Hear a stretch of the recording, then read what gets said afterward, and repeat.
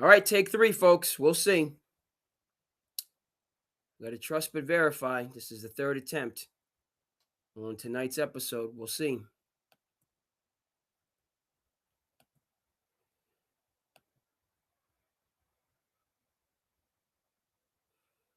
Twitter looks good.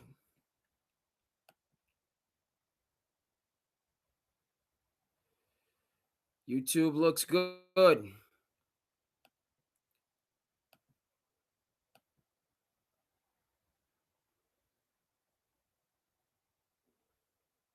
All right.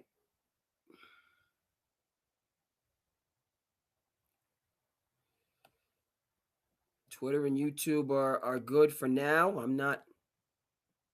I don't know. We were rocking and rolling, and then we just got bounced. Bounced to the next. All right, YouTube is good. I said YouTube is good. Excuse me. I meant IG is all right. Let's come back to Facebook. Need to be on my best behavior on Facebook.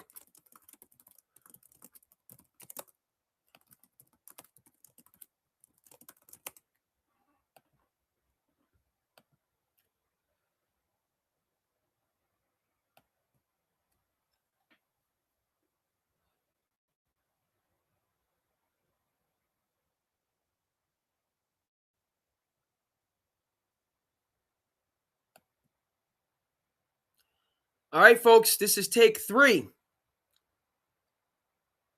Take 1, Twitter was not in line. Take 2, computer just froze up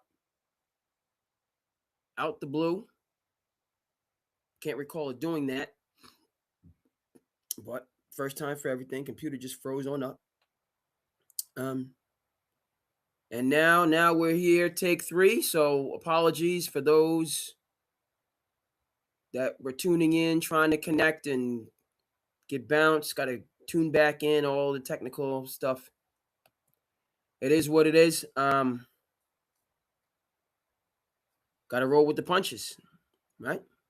What did Iron Mike say? Everybody has a plan till they get punched in the mouth. So we're gonna roll with the punches.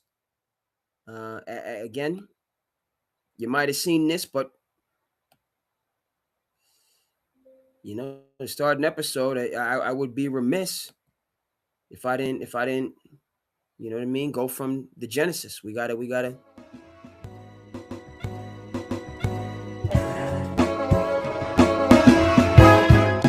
the business.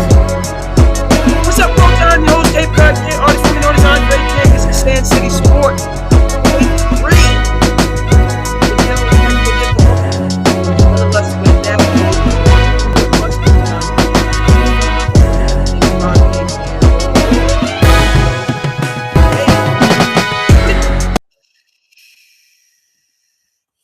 You know what I mean? That's the intro. Once is good, twice is nice. You know what it is on this intro.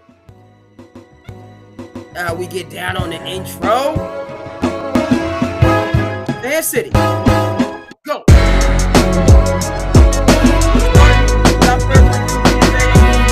Got his dollars, got his cents.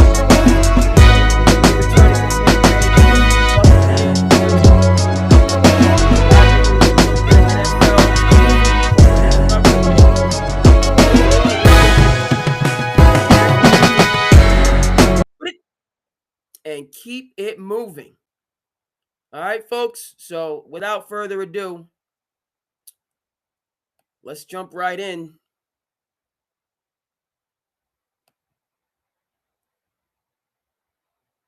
All right, to the subject matter.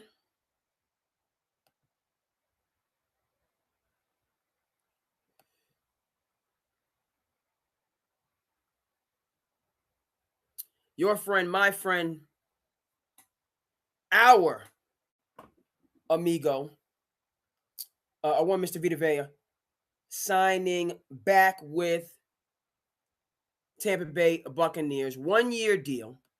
All right, we're talking about a 1-year deal here, folks. $30 million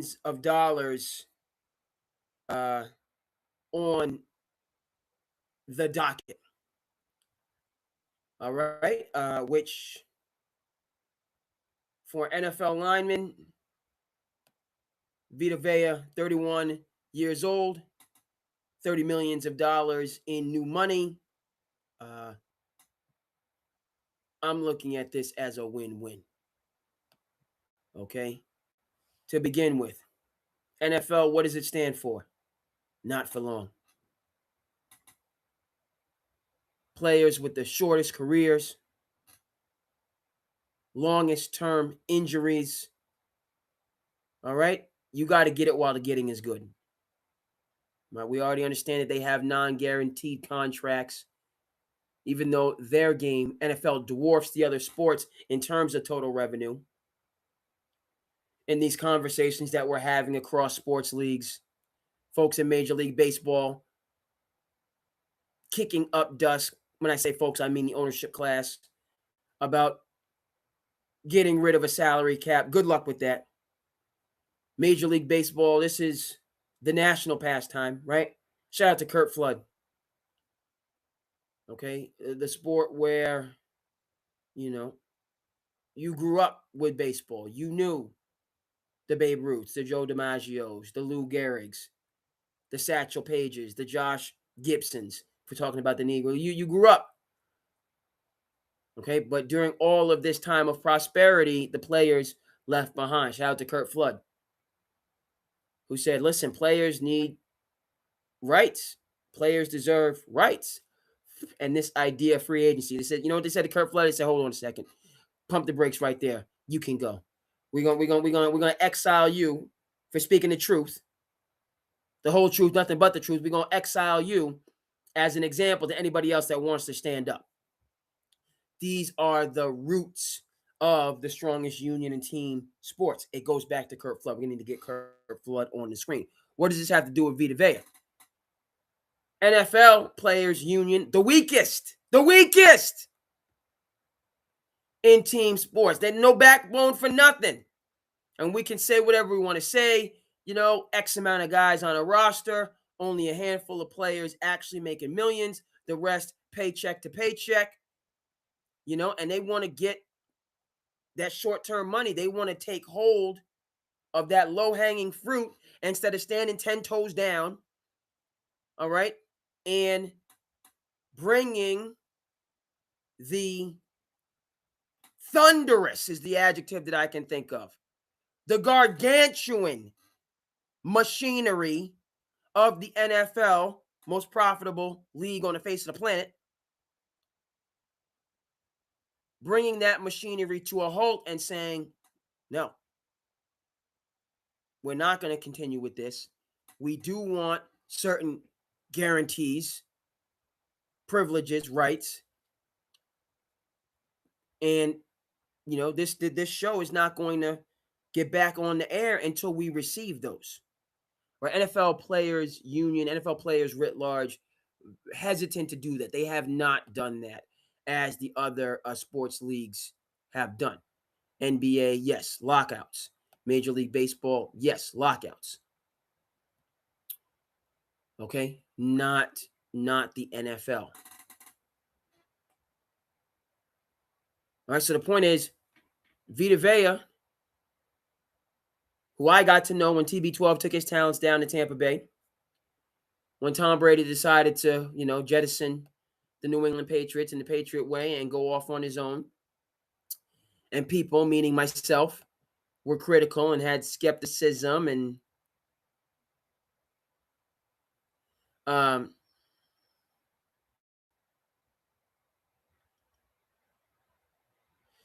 as I'm just checking around to see what's going on in the world of sports. Just doing a quick check here.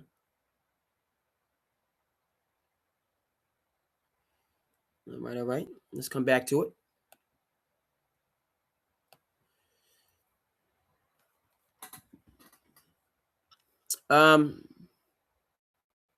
It says, look,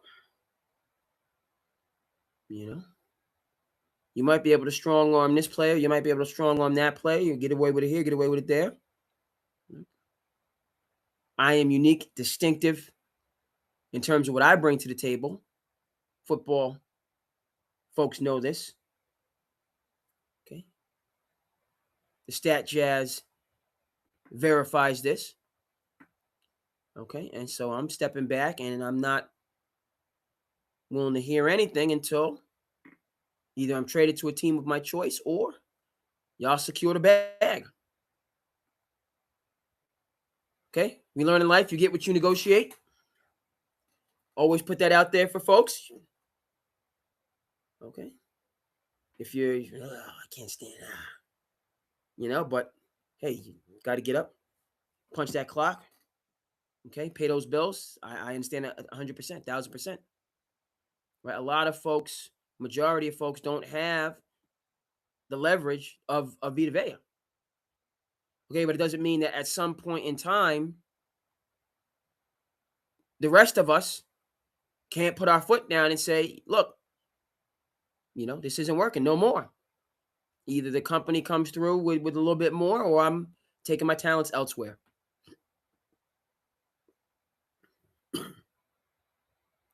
All right. At certain points, excuse me, I'm all for putting that line in the sand and being willing to experience some short-term pain, even some, longer-term pain, in order to in order to adjust those scales so that it's a little bit more balanced between the labor and the capital, between the players and the owners in this instance, and both sides have, however you want to put it, right? Everybody's making money. I get that. But the peace of mind is what we're talking about here. Peace of mind. Again, most folks, it's your peace of mind is show up or don't. I mean, I'm in that boat, just like a lot. Hey, all right, you no work, no, no bread. I remember I went out. I do the hibachi for my birthday. They do a great job. What's going on, folks? How y'all doing? Salute, Chris. Welcome. We're in the building. As you can see, we talking Vita getting his money. Appreciate the check-in.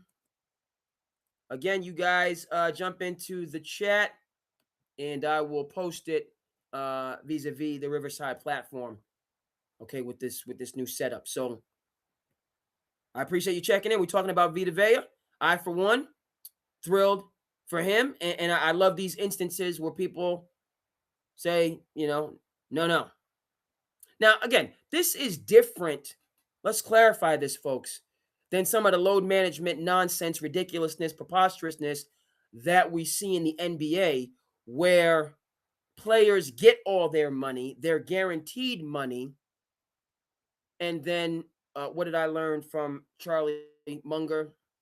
Amongst other things, Charlie Munger, hope I pronounced his name right, legendary investor, right-hand man of Warren Buffett, somebody, just that wisdom. I love, I enjoy listening to interviews and people talk and learning their life story. That interests me in and of itself. But when you get somebody that's highly successful, has reached the heights, and is generous with their time, knowledge, so on and forth, then that's a beautiful thing. So Charlie Munger, might not know, he's a legendary financier. Okay, you might not know Charlie, but you do know Warren Buffett, you know Bill Gates, you know the Elons, the Jeff Bezos, the Mark Zuckerbergs. Okay, these titans on the world stage.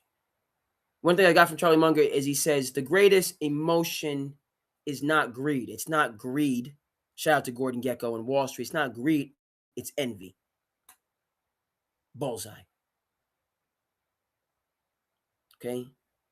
Greed is the flower of the root of envy. Greed, we become greedy. We want more for our, because we steady looking, got our nose in our neighbor business. Okay. It starts with envy. Okay. And then that transfers over to greed. Shout out to Charlie Munger. Okay. What does this have to do with Vita Vea? Again, appreciate Chris. Salute. We talking. Indeed, indeed.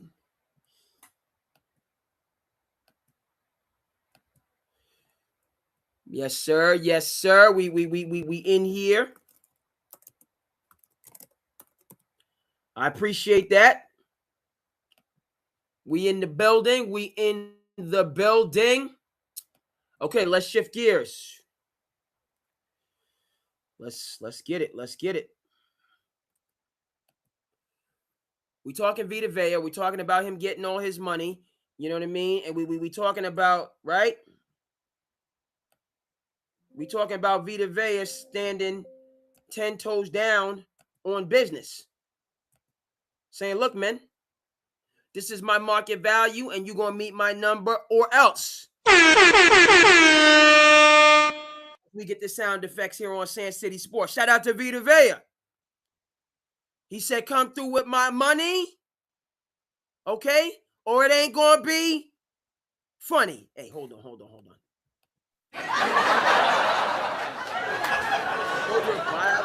That wasn't. Where's my money? Or things around here ain't gonna be too funny. I didn't deserve the last, but I put the laugh track on there. Shout out to Vita Vea. All right, we're gonna shift gears for a second. We're gonna come back to Vita Vea. Chris came through in terms of Jane Daniels and his back and forth with LSU. So let's go ahead and explore this a bit. You know, in case you guys are not familiar,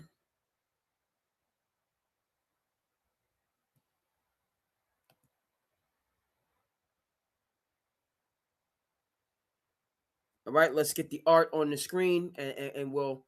But to begin with, I got to use a throwback, Chris.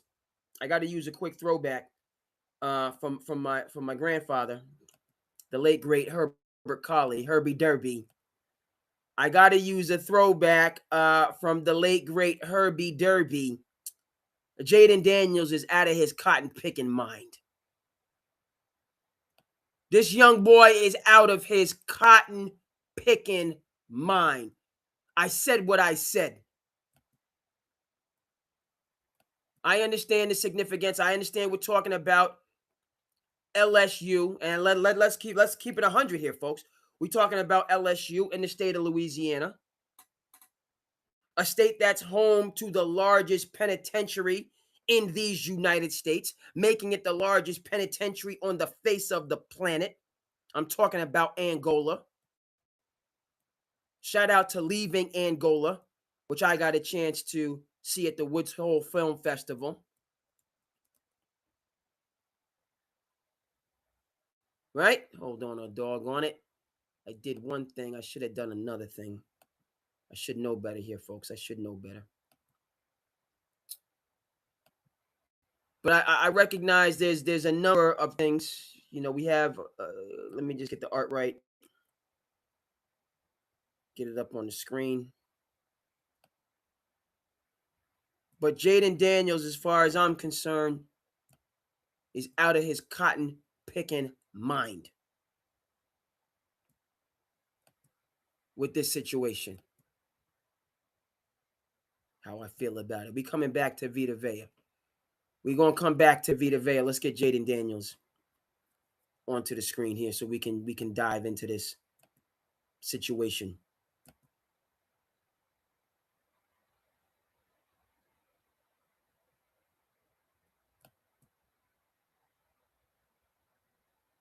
All right. Daniels family is deeply disappointed. It's not just him, it's the Daniels family. And that's an important component of this. very important component of this. There's no secret that Jaden Daniels' family, i.e., his mother, is very much involved, in the goings on of his career, and I don't have a problem with that. Okay, there's no issue with that. Okay, point taken. Most Heisman winners get their jersey retired.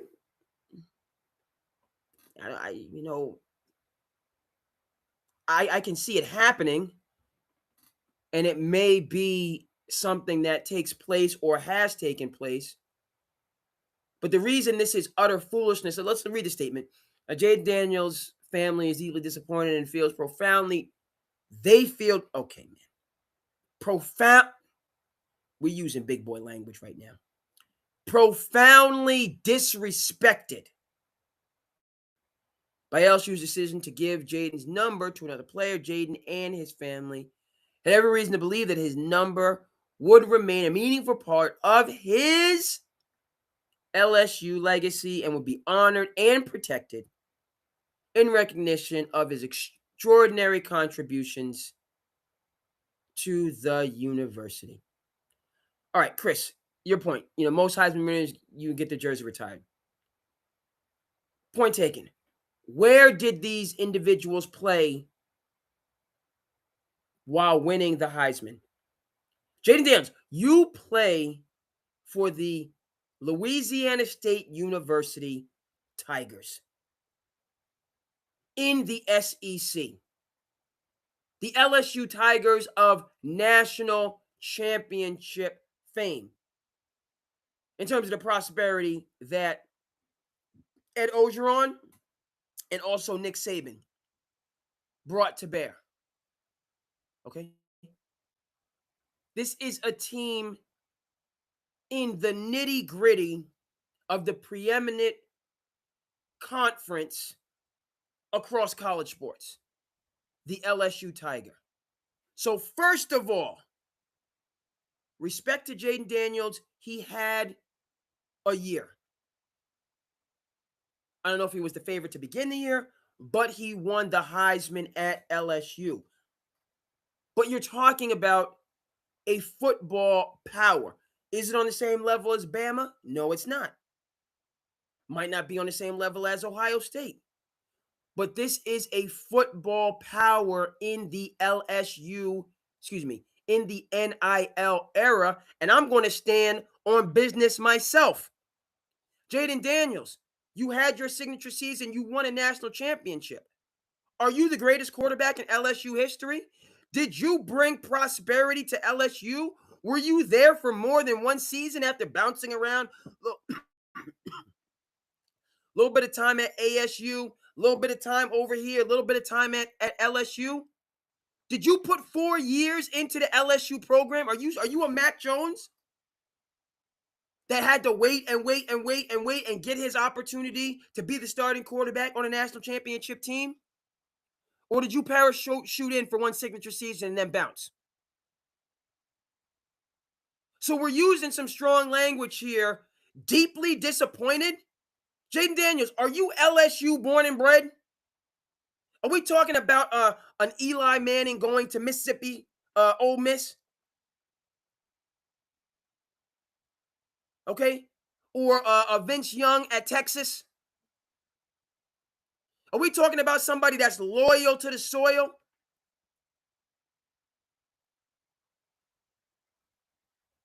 A day one LSU person that's been with the school since time immemorial? I don't think that we're speaking in those terms. That's the number one red flag that comes up for me.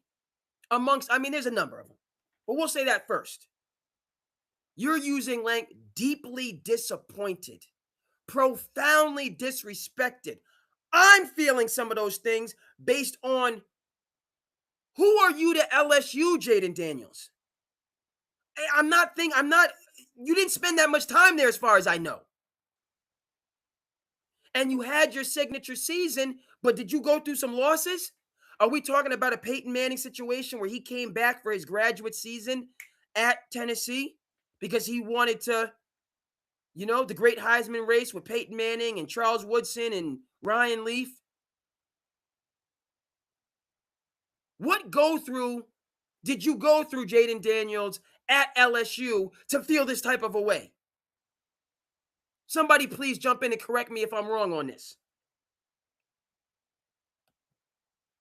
Well, are we talking about a Bo Jackson at Auburn type of thing?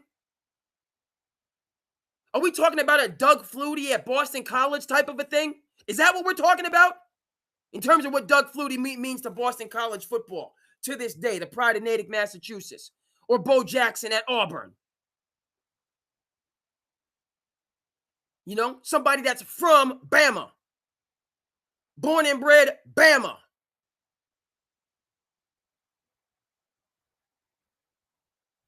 Like, Jaden Daniels, like you're not even from. Let me. I'm on one. Jump in, folks. You know, correct your boy if he's wrong. Correct your boy if I'm wrong. But I'm trying to, like, what's the background here? Hold on a second. Hold on a second.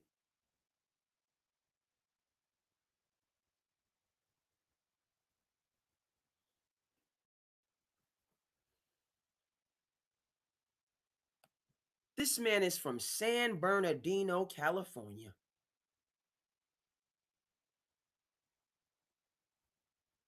San Bernardino, California, and you're stomping your feet at LSU? Hold on. He's at ASU from 2019 to 2021, and he's at LSU in 2022 and 2023.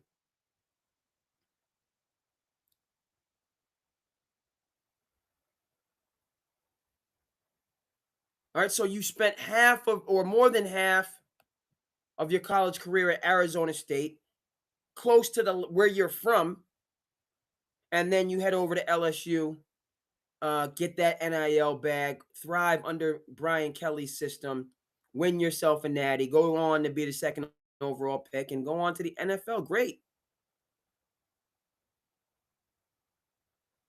But you're not tried and true from the Bayou. I don't recall seeing Jaden Daniels on an episode of Swamp People. Is Jaden Daniels in the doggone boat back there catching alligators, hunting gators in the bayou? Is that what he's doing? Does Jaden Daniels even know who Huey Long is? Does he even know who Huey is? Who Huey is? Shout out to Huey Long. Shout out to Ken Burns and the Huey Long documentary about the famed governor of Louisiana.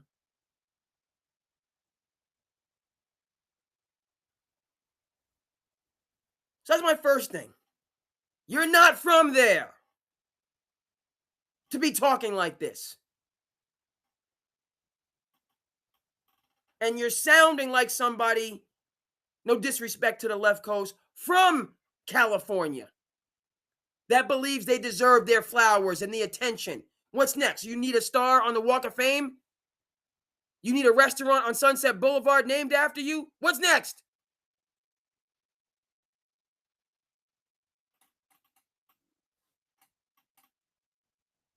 You ain't from the Bayou. So this seems ridiculous. You coming into an environment that's night and day different. The Bayou, greater Los Angeles area. What are we talking about here? Two completely different cultures. And you're coming from one culture to the other culture talking about where's my respect? And you weren't even lockstep with LSU from day one. You started at ASU.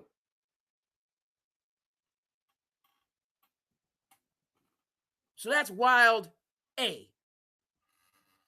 B, why this is outlandish for Jaden Daniels to be doing is because he should know full well, as a principal beneficiary of this NIL revolution and players leapfrogging to this team, to that team, to get all their money, all their privileges. And again, that goes to the thinking. He hasn't gotten out of NIL mode. Jaden Daniels still thinks he's in college and deserves, and he has all the leverage. He doesn't realize he's graduated the way he's talking. He's talking like he has more eligible. Maybe Jaden Daniels wants to go back to college. College, they're afraid of, all these luminaries, all these institutions with all this knowledge and wisdom and hundreds of lawyers, but they're afraid of getting sued by a 32-year-old who wants to come back and play college football after going pro and being pro for 18 years, whatever the case may be. We can devote a whole episode to that. But Jaden Daniels is behaving like one of these NIL divas who hasn't proven anything, whose career isn't going anywhere, but they have the leverage in this unique moment that college sports is in, where you refuse to pay the players since time immemorial, when many people, Jay Billis, others, were trying to acknowledge this grievous disparity in terms of the billions of dollars that the sport generates and the thousands of dollars that the players receive. But college sports didn't want to balance the scales when they had the opportunity.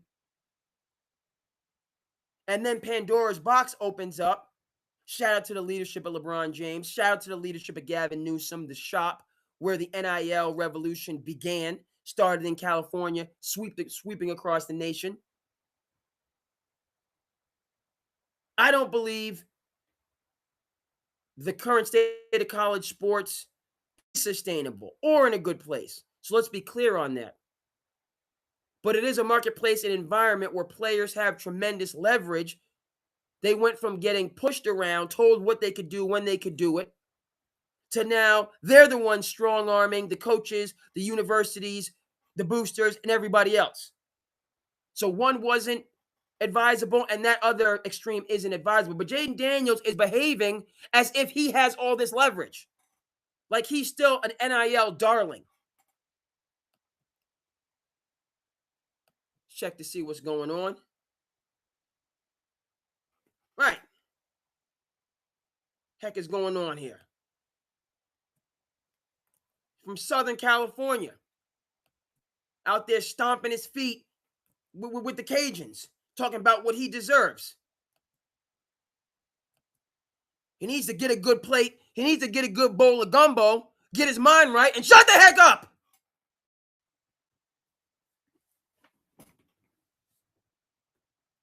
What I learned. I'm not from New Orleans, I'm not from the Delta, nor do I pretend. I learned. Shout out to Winston Marsalis. Shout out to Ken Burns' jazz documentary. I learned things. Okay? All right? If you ain't, this is what I learned from Winston Marsalis, great jazz player, the great musical tradition, also great culinary tradition. I tell people, go ahead and check out the Treme, David Simon, classic. If you like The Wire, check out the Treme, all about New Orleans after the flood. Educate yourself. It's a beautiful thing. But one of the things that I learned being a Northeasterner, right? I don't make I'm not from the Bayou, but what I learned from Winston Marsalis, you might have the good spices, you might have the good oregano, you might have the good, but if you ain't got no roux, you ain't got no gumbo. You ain't got no roux, you ain't got no gumbo. You heard me? That's what the Cajuns are telling me. And I'm inclined to believe them. If that's what Winston Marsalis is saying, no roux, then hey, you need roux in that thing before it says it's that real gumbo. That's what you need. I take it with a grain of salt and keep it moving. That's not me. I cite my sources. That's Winston Marsalis. Check out Ken Burns' jazz documentary. Visit New Orleans. Enjoy the culture. It's a beautiful thing. I know New Orleans is different than Baton Rouge. You know what I'm saying. You got Tulane in New Orleans. You got LSU in Baton Rouge. Okay. But he's a carpetbagger is the point. Carpetbagger. That's my first point. The second point is he should know better with the NIL. The players have the leverage. They're not holding your jersey in this fierce competition for players and talent. You're going to see more. That's what I'm saying to does Alabama retire jerseys? I don't think so. Alabama, you can have the same jersey on offense and defense. They're trying to give out more jerseys. I'm watching an Alabama game. I was like, how is this linebacker 11 and the wide receivers 11? What are we doing? Oh, well, and I don't agree with that rule, but there's a rule that you can have the offensive player can have this number and the defense. You can have two number 11s on the same team if they play offensive defense, which makes no doggone sense. It's one team. You got one set of jerseys. You can't have two, but some of these schools, they do it. Because why? I'm catering to the player. All of this. Y'all seen the, Junction Boy stuff. Bear Bryant. And we're gonna go out there, and we're gonna knock the tar out of people, and and we're gonna get tough. And there's something to that. I'm not disputing that. But Bear Bryant, he was not, these boys was getting roughed up. And the father had to finally come and say, hey, I'm taking my son. And Bear Bryant's like, well, it's a war out there. And his dad said, pump the brakes, Bear. I'm a veteran. I've been to war. Okay, this is football. It's not a war. It's football. So pump the brakes. And keep these players' long-term success in mind. Pump the brakes. We're talking about two different ends of the spectrum. What we're fortunate to experience in sports, competition, right? Artistry. Okay, we get it, but what we are able to enjoy through sports when we have our head on right, not like the madness that I saw at Wrigley Field, people going crazy and right. But that's not the height of sports. That's not the glory of sports. Sports is okay. You're LSU over here. I'm Bama over here. We might work together. We might, be relatives, all of it. But when this game is going on, you over here, I'm over here, and we 10 toes down for our team. We're going to have a great game. Whoever wins is going to be thrilled. They're going to be celebrating. Whoever loses, don't speak to me for at least a month. I don't want to hear from you. And we go our separate ways. We have the experience. Okay, we have sportsmanship. We have manners. We have consideration. And then we go our separate ways after sharing those moments. And it's good. You meet people you would never otherwise meet. It's good. Sports does a lot. Okay, but it's not, the solution for human civilization, and it's certainly can't be compared to full-scale military conflict. That's the opposite end of the human experience. Let's get that straight. The history teacher in me, I don't care. What we are fortunate, privileged to experience in sports, all of those benefits. Yes, there's negatives for sure, injuries, people, get angry, upset. Oh, okay, fine. But by and large, we benefit tremendously. Versus when you're talking about military conflict, nobody benefits from it. Okay? Or, the benefits from that take a very long time to become apparent. And there's tremendous suffering that has to take place before any of those benefits can be enjoyed. All right? So sports, war, Junction Boys, Bear Bryant, two different things. Back to Jaden Daniels. Okay? That's the other point, significant. Along with him being a carpetbagger, okay, he's talking, from a time, okay, yeah, Joe Montana, I'm sure Joe Montana got his, jersey retired at Notre Dame. In the 70s, Archie Griffin at Ohio State, back-to-back Heisman. Did you have NIL back then? Did you have the transfer portal back then? Okay. The landscape is markedly different. And everybody knows it. So yes, this DJ Pickett, you're doggone right, Brian Kelly's going to give him your jersey. He can have your same dorm room. He can have your locker. He can have your parking space. Whatever. The kid gets everything, just like everyone catered to you. This is almost like sibling rivalry. We'll talk about the buses, in their feud that's going on, right?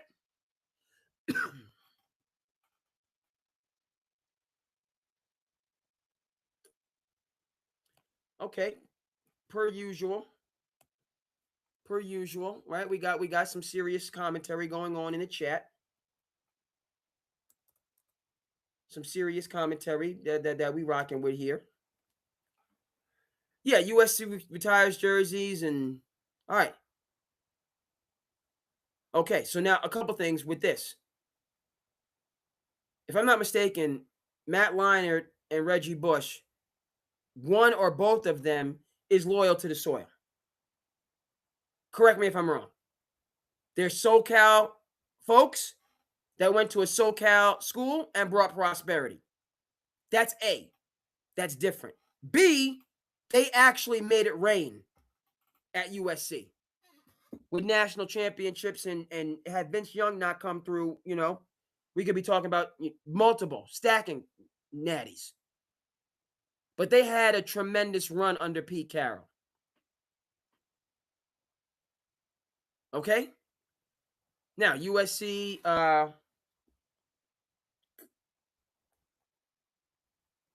who's over there? I want to the coach at USC. We used to be at Oklahoma. The boy wonder.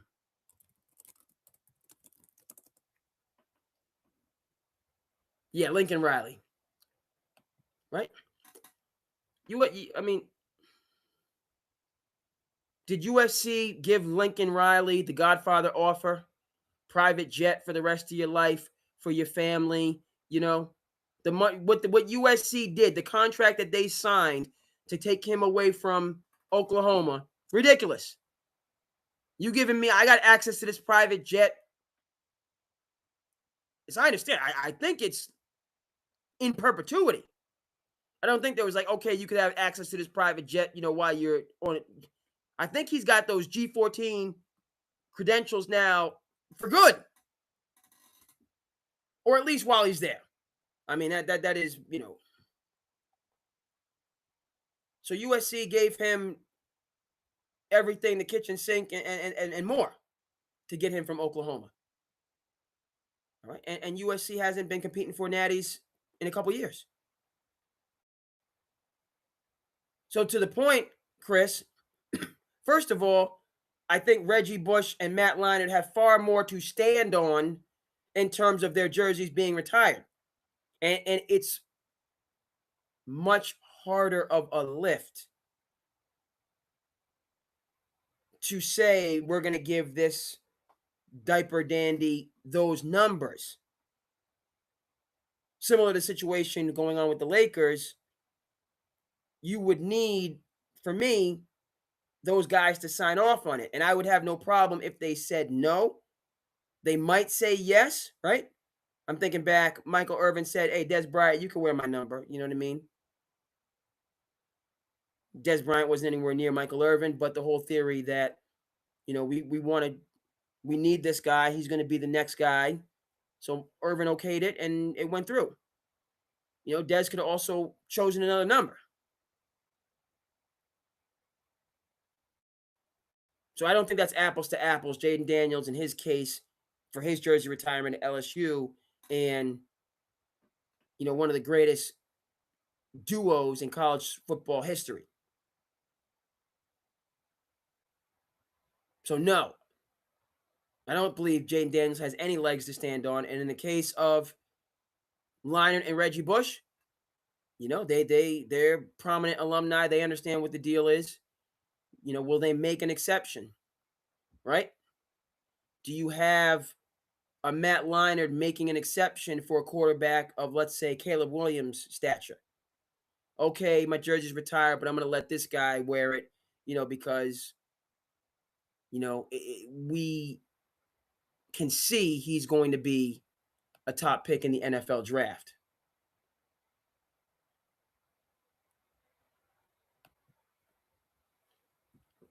And the last point about Jaden Daniels, so carpetbagger, NIL revolution is he's a carpetbagger. You got the NIL revolution.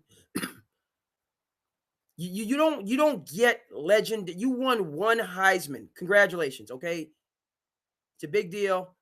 Fine.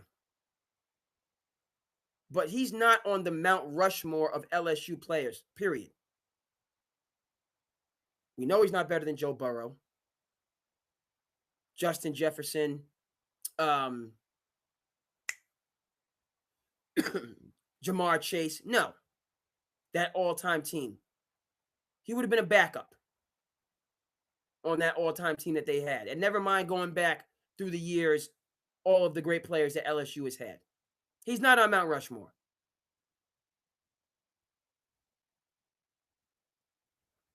All right, and then the last point, amongst all these things stacked up is, doesn't Jaden Daniels have a job, a 9 to 5? Isn't he currently gainfully employed? Last I checked, he had a big job. Okay, with a little bit of pressure involved after his sophomore slump. Last I checked, the Commanders are trying to get their footing back in the NFC East with Harbaugh coming to New York to get that ship rolling right. The Eagles dealing with a less is more situation, parting company with A.J. Brown, but the locker room more together. The Cowboys paying this one, that one, the third, big salaries. They got to see some progress. So Jaden Daniels comes through to start a season in which the Commanders might miss the playoffs again. I don't think they're better than the Eagles. Now, no. I don't trust the Cowboys, but they might not be better than the Cowboys. And then the Giants aren't a laughing stock anymore. They mean business.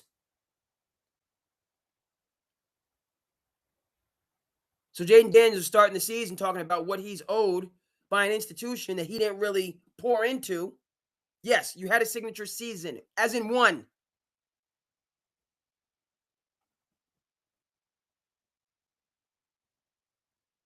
But he's over here sparking a situation when there's no guarantee this man is gonna be playing football in January or December, right? There's no guarantee this man's gonna be playing in the second season. Number 2 overall pick. So that's the 4th and the 5th strike with this. You got serious business right in front of you. Okay, you got a big plate of might be delicious. Okay, give me the angel hair pasta, give me the bolognese, give me the Parmesan cheese. Okay, but you got a lot that you're going to need to be taking in and making good on Jaden Daniels. But instead, we're talking about something that's not on anybody's radar. And you want to put that out front. Okay? Out his cotton picking mind. Right? Sometimes your emotions get the best of you. I get all of that. And you're just wrapped up in you get caught up in your feelings, folks. That's no excuse, but it happens. And if and when it does happen, when Mr. Jaden Daniels, acknowledge it, take a step back. Hey, I was in error here, or, just don't speak to it anymore. Don't put any more fuel into this. If you don't come out with a statement saying, look, handle this the wrong way. Okay, I recognize I should have done, 1, 2, 3 versus 4, 5, 6. If he's not going to do that, then just step away, focus on the main thing. Right? It could go the other way. I hope it doesn't. Maybe he leans into this nonsense. All right. And then now he puts himself into Ryan Leaf territory. Team's not playing well. He's not focused on what he needs to be focused on. Maybe Ryan Leaf's a little bit too far of a throwback. I'll say another name, Anthony Richardson, in terms of where he finds himself, if he doesn't want to let this go. And the language that he's using,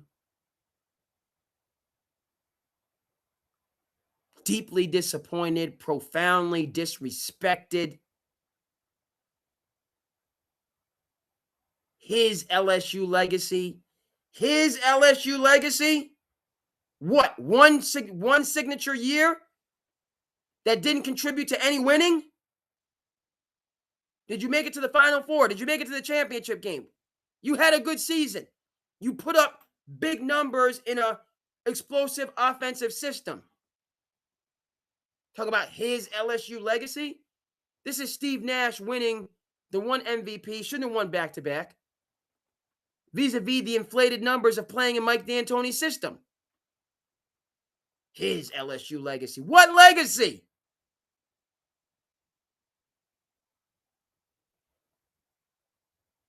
And he was a dark horse for the Heisman Trophy at that. He wasn't a wire to wire. He didn't start the season like, oh, Jaden Daniels, Heisman Trophy. He came on during the course of the season and sprinted to the finish. Because again, he's in the same class as Caleb Williams, the boy wonder, and Drake May. Those players had much more prestige, more respect on their name going through college.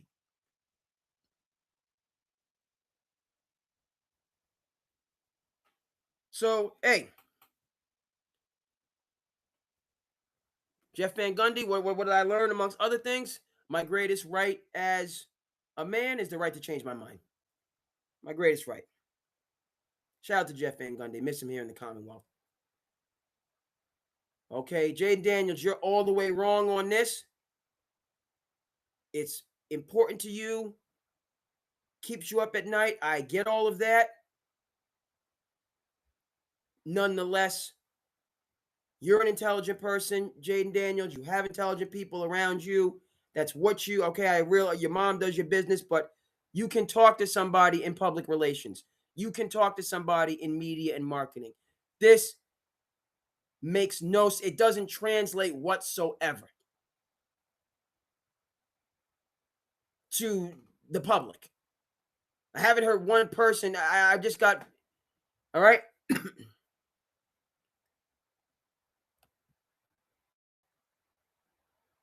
Okay, it's just, you struck out.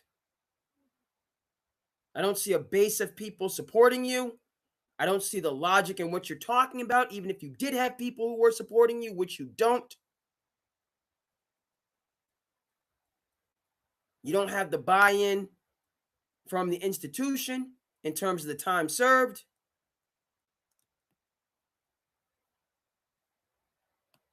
And you have a pretty important day job. Okay? Cut your losses.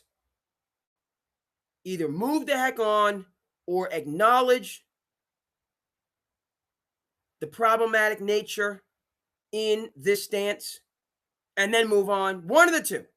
Either just move on or take some accountability, which would be better, and then move on.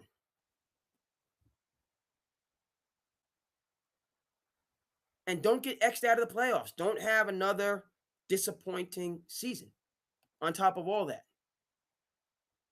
Right? But, you want to talk, this is where society is on this Jaden Daniels situation.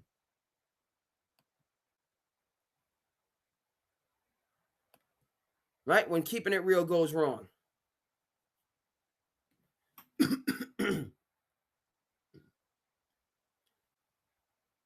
Got a bogey, but I'm putting it as a 4. I don't want Jaden Daniels to feel disrespected. I can't put a bogey on my card because that's only Jaden Daniels can utilize the number 5. Right? Can't take wagers in 5s anymore. Has to be in 10s. You can't bet 5, 10. You can nothing because that 5 You can't wager 15 because Jaden Daniels might be disrespected, that the 5 belongs to him. So the wagers have to be 10, 20, 30, or 20, 40, 60, 80, right? No fives. Out of respect for Jaden Daniels. Right? Internet's going crazy on this. So again, before, this thing is, what do we say? Those foremost dangerous letters. SEND. Okay? Before you hit that send, talk to somebody. Scream into a pillow. Go run a mile. Do something before you put something out there that's coming from an instinctive or emotional place. Don't send that out there in the society.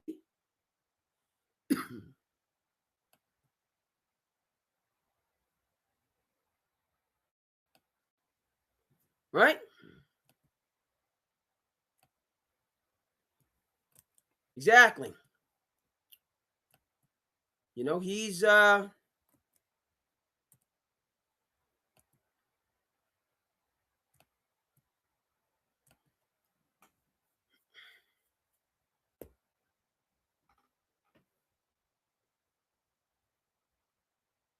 He's gone from a breakout rookie season. Granted, their schedule was what it was. Last year they took a step back, and now the RG3 point, he's on thin ice. And he was on thin ice before he put himself in the crosshairs because of the changing complexion of the division. Right? Never mind the conference. You got 2 divisions, NFC West, Rams, Seahawks, 49ers, loaded. NFC North, Lions, Dan Campbell's on the hot seat. Packers, Matt LaFleur, Jordan Love, they're looking to break through.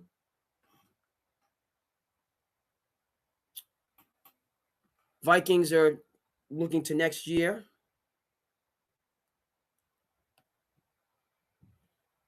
The Bears, Ben Johnson, year 2 of his system and his program. Right? NFC's tough outside of the division.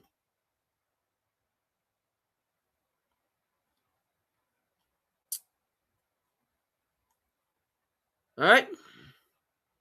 Don't hit that send button. Get your woosah on.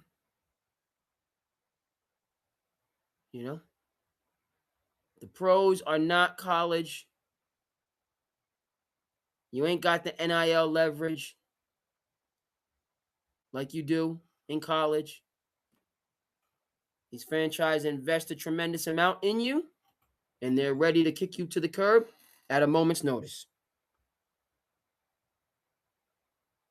So Jaden Daniels went from the toast of the town to, they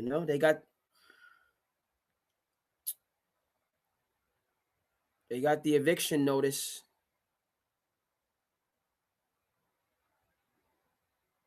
They got it. They got it in the folder, in the binder. I don't know if it's signed and sealed yet, but they're holding on to it. All right? Keep the main thing, Jaden. And get back to football, get on track. Okay.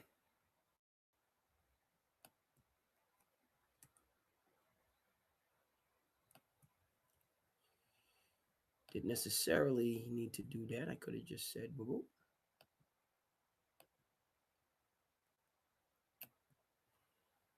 In terms of our friend Vita, okay,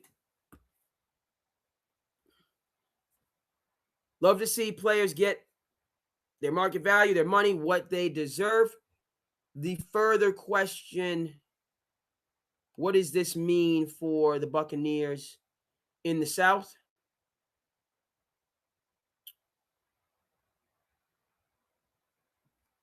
Okay. Where it's wide open.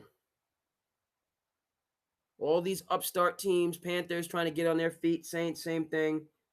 Falcons, new leadership. So a wise investment on the part of Tampa Bay. Bringing back stalwart on your defense. You have the continuity. And again, folks, were talking about seriously considering the Tampa Bay Buccaneers for the Super Bowl last year. Right? This is a team that reminds me of a Miami Heat. You bring in guys that didn't work out in other places, but they have the moxie, they have the wherewithal to get in there and compete and battle. And you put them in an organization that has leadership, expectations, encouragement, enthusiasm. Talking about Bruce Arians in the front office, Todd Bowles on the sideline, and you're gonna win some games. So I'm Tampa Bay. The division is completely wide open.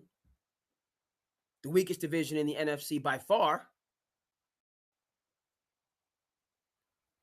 And so let's keep the band together.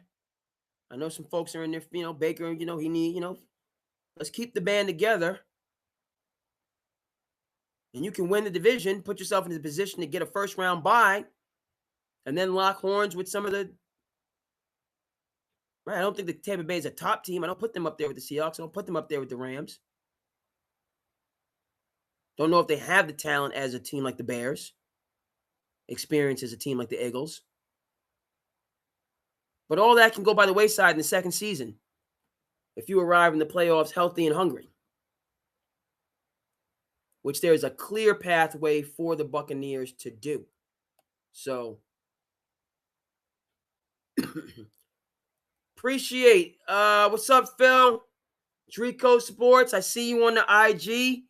Thank you so much. Hey, let me know. Jump in the comments if you guys have anything. We're talking about Vita getting all of his money. We're just discussing Jaden Daniels. I appreciate you guys. And mi casa, su casa. So jump in the comments if you got anything, and we'll steer the conversation where it needs to go. Right? Chris, further contributions? Speaking of the Delta, right? We're going to put some respect on Louisiana name. You know that we most certainly are. I saw Kamara is going to be out for, but he's coming back. Interested in terms of why you like the Saints to win the division. They seem, we got the Cowboys' old OC running the show there. Younger quarterback, second year, all right. I wouldn't put their defense up there with Tampa Bay. But hey, I'm leaning Tampa Bay just because it's a known commodity. They were in the mix last year. It didn't work out. Now you bring back the same roster.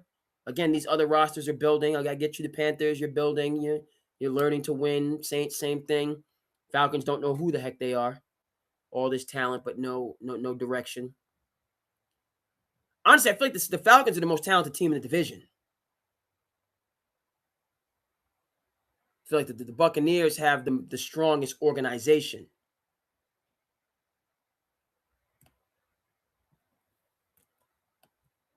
Right? Shout out to Kellen Moore, Cowboys OC. He's got it moving and grooving. And their defense is on the come up. All right. Thing for Kellen Moore and the Saints, I see what you're saying with this point.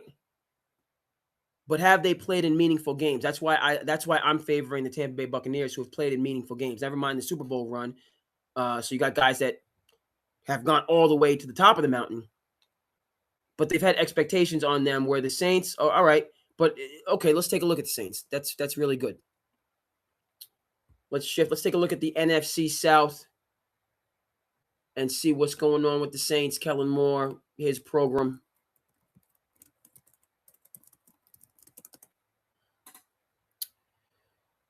And trying to bring that prosperity to the Bayou.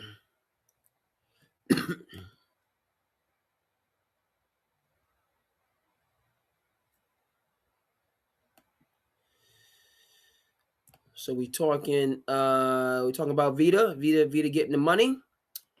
And now let's go around the NFC South.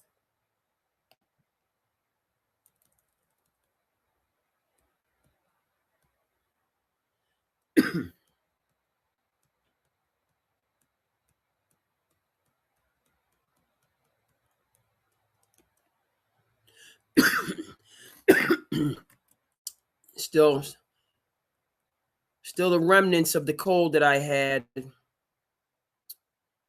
It wasn't a cold. I had the flu-like symptoms, but much better place. Much better place. Shout out to Vita. Let's take a look at the Saints down in the Treme.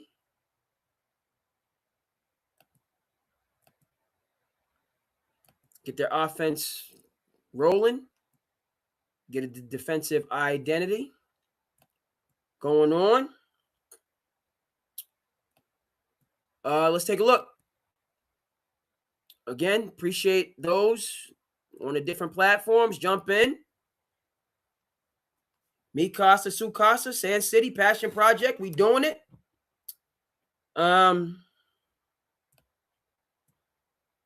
Let's go. We in here. Hold on. Right? I know this was a previous commentary.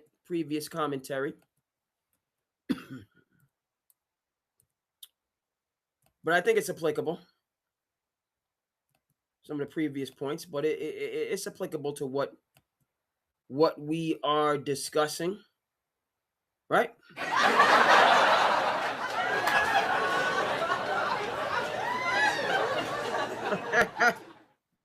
Are the Saints the laughing stock, the Aints, the laughing stock of the NFC South, or do we need to put respect on their name?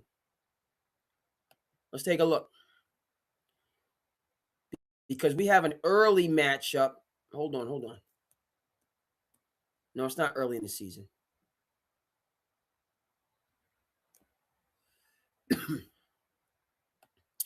All right, the Saints, they start off on the road at Detroit. I got that as an L. Let me know if I'm wrong. Saints, unproven, talented. You're going to a team. I rock with Dan Campbell. I'm picking up what he's putting down, the energy, the dude. Bite your kneecap. You know what I mean? Enthusiasm. Dan Campbell and Mike Vrabel seem to coach from a similar place of just enthusiasm and just one of the guys and leading. You know what I mean? Like he's ready to get out and take some snaps right now. So that all resonates with me. You're picking the Saints to win the division. Again, they don't have the expectations. That's what I keep coming back to. But they go in there and steal that first game in Detroit. You're talking about a tale of two cities. Okay? Dan Campbell needs that game. Kellen Moore comes in, steals that. I mean, everybody needs any given Sunday. Everybody, you're only as good. What did we learn? Amongst other things in the Sopranos, you're only as good as your last envelope. Please. People, what have you done for me lately? You assuming that you got privileges and buy-in from folks, which there are some people that's loyal to your family, people gonna rock with you, so on and forth. Everybody else out there, what have you done for me lately? That's the bottom line.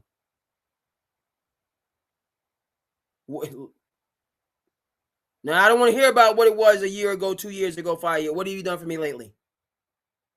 Nothing. All right, man. Keep it moving. You ain't adding nothing to my day-to-day struggle. And keep it moving, bro. lately. All right? That's what Dan Campbell, people in Detroit, they're not feeling, well, you took us from here, you got us, close. He's got pressure on him.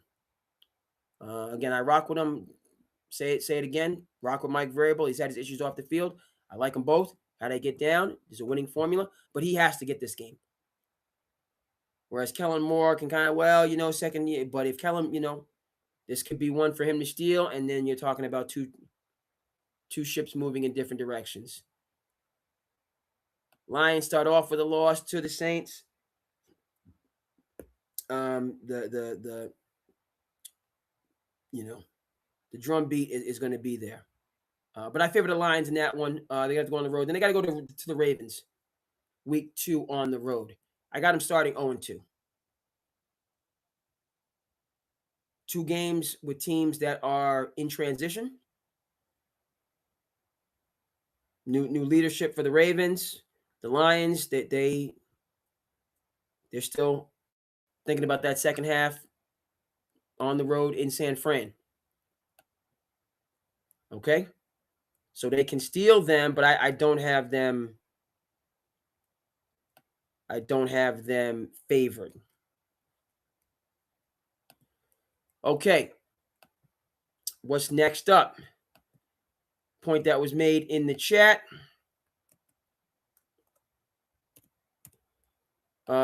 You feel that Baker is, let's get that up there. Baker is too streaky. I mean, what are we doing with Falcons? You're saying Baker is too streaky. Is Spencer Rattler, is he ready to go? Tyler Shough, I mean, Taysom Hill is a specialist. I mean, is Spencer ready? Yeah, I mean, you're not striking fear in my heart with Tyler Shough as your starting quarterback. So, year 2, I'm feeling like Spencer needs to be ready to step to the forefront.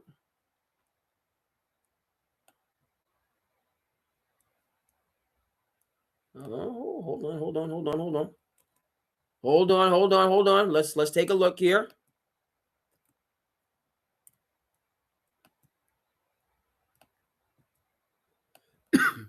Okay, so this Tyler was balling the last 6 games. Let's go ahead and hold on. What did he do? Stat-wise. Target last 6 games, okay, he caught fire. Out of the 11 games that he played in, 10 touchdowns, 6 interceptions, quarterback rating 91.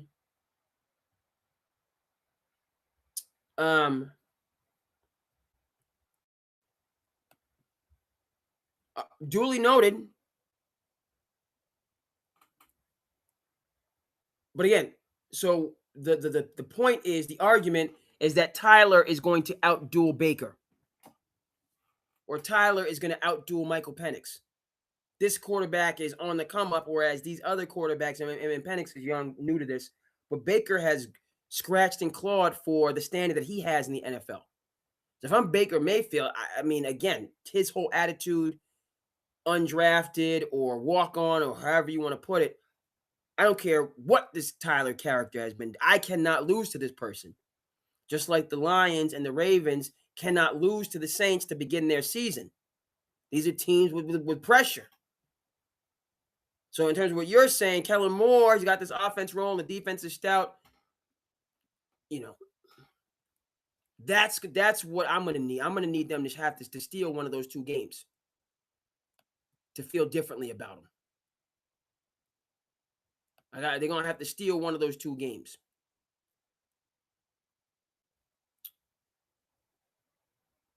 Right? Okay. Vegas at home week 3. That's the first win. Vegas home week 3. I got them 1-2, excuse me. Then you got the Falcons at home and the Vikings at home. There's your win streak right there. All right, Raiders, they're trying to find themselves. Falcons trying to find themselves. That's a divisional rivalry. They need to, if you need respect, you got to beat the Falcons at home. You have continuity. They have new people in power, vis-a-vis the coaches. So you're going to have to beat the Falcons at home. Should beat the Raiders at home. You need to beat the Falcons at home. Then you have the Vikings at home. We'll see. Vikings, to me, remind me a lot of the Tampa Bay Buccaneers, where you don't have keep you up at night talent. Kyler edged out McCarthy, so he's going to run the show. We know that Brian Flores got that defense cranking. But the Vikings are looking forward to next year. They want to be competitive this year, but they want to get one of these quarterbacks coming up next year. So they're not going to, I don't think they're tanking. But if we're trying to build something, how can I lose to the Saints? If I'm over here trying to build something. Right? That doesn't compute for me.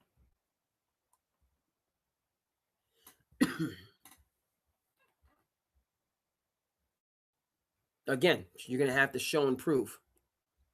I have them starting 0-2.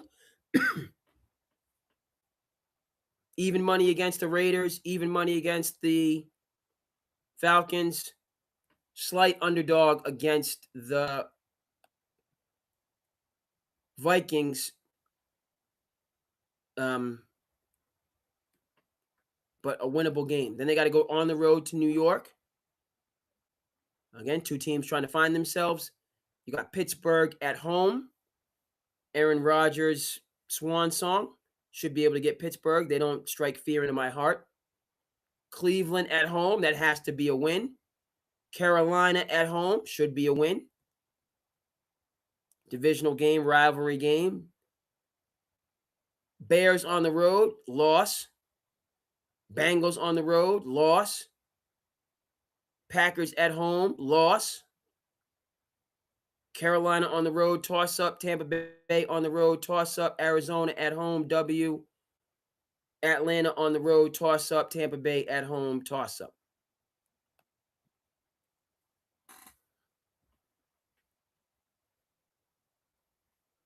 All right, they're the beneficiaries. Whoa.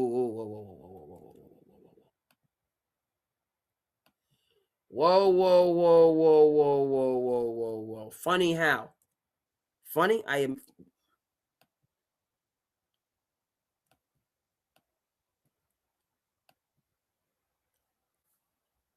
Tyler is the second best quarterback in the division. Ahead of Bryce Young. Bryce Young, number one overall pick of Alabama fame.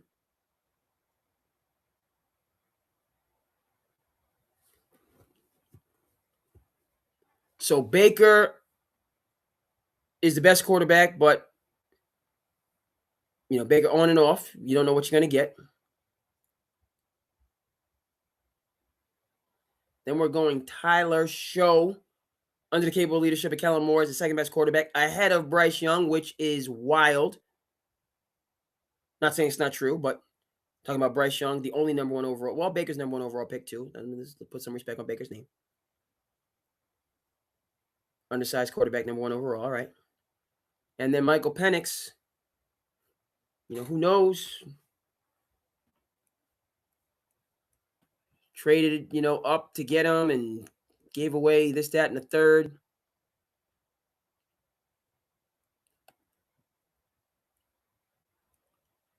I mean, I feel what you're saying. Okay, I'm just not familiar with this dude. Honestly, I can't. I got. You're bringing in. What you're also letting me know is I got to get on my straight fire. I got to get with J Mac. J Mac deep into the football. I got to get on my straight fire to get that. Those intrepid football takes. But for me, coming from the basketball tradition, this Tyler Shough, he wasn't their high draft pick. I never heard of the gentleman before. Keeping it 100 with you. I have heard of Bryce Young before. I do know they burned through coach after coach after coach in Carolina after jettisoning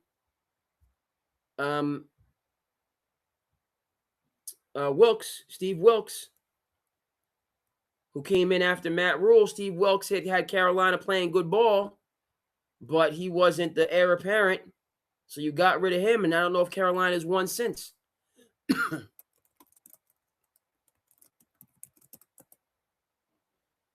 Right?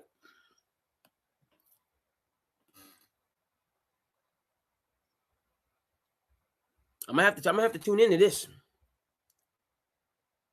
Can Tyler Shough usurp Bryce Young? Can he usurp Baker Mayfield? Can he usurp Michael Penix? All three of those guys who got some heat. They ain't got heat on the feet, like my man Chai said. You know what I mean? You ain't got no heat on your feet. They got some heat on the backside. Meaning Baker cannot, and he wants his money. I think Baker deserves his money. He's proven his point. He's a starting quarterback in the NFL. He's a winning quarterback in the NFL, but he's also a walk-on, and he's always going to be that. He's always going to be someone that people doubt because he doesn't have the overpowering physical stature, okay, of a Mahomes, of a Herbert, of a Burrow, Lamar, right? He's not striking fear in terms of you're looking at him, right? Well, John Stockton didn't strike fear. And by the way, we're going to get to in Slice of Life. On one of the channels, they did the top players in no order. I got a chance to see some of Peyton Pritchard's highlights at Oregon. What? That man was a bucket. Everybody says they're a bucket. No. Peyton Pritchard at Oregon was a bucket. What? How did I not see those statistics? Or highlights, excuse me. Not statistics, highlights.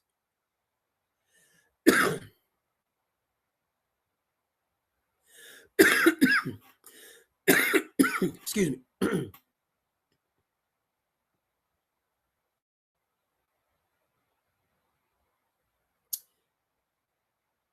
This got my attention. I'm not coming off of my pick of the Tampa Bay Buccaneers in the NFC South, but I want to see, this, right? You got your upstart underdog in this Tyler character. And then you have other underdogs. Yes, Bryce Young, even the number overall pick. Baker Mayfield, even though he's number one overall pick. Certainly Michael Penix. These guys have a tremendous amount to prove. These guys, you mess up one more season, your job is gone. You're going to be a backup. And if you can't navigate that, you're about to be out of the league. Period. Baker Mayfield knows. Baker Mayfield reminds me a lot of Kirk Cousins when he was on all of those prove-it deals. And he kept betting on himself, and he kept balling, and he kept getting his money. Kirk Cousins is still playing on prove-it deals.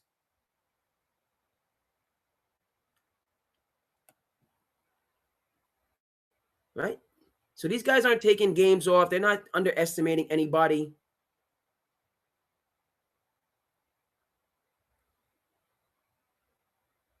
And again, back to Jaden Daniels, somebody's going to be left out. We talk about the NFC East, one of those quarterbacks, whether it be Dak, whether it be Jalen, whether it be Dart, whether it be Jaden. Okay, all of y'all ain't prospering. Okay?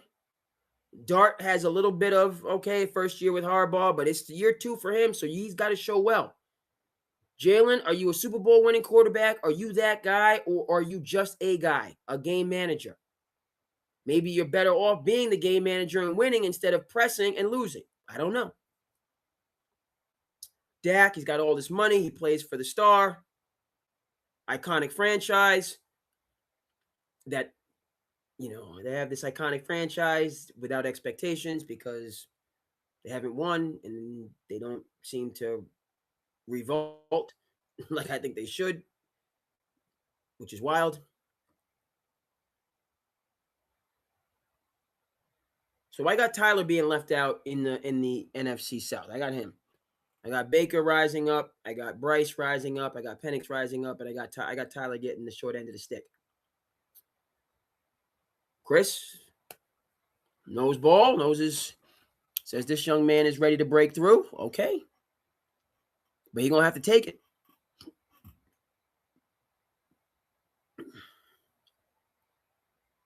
Because if it's Baker, then Tyler, then Penix, you're looking at a situation.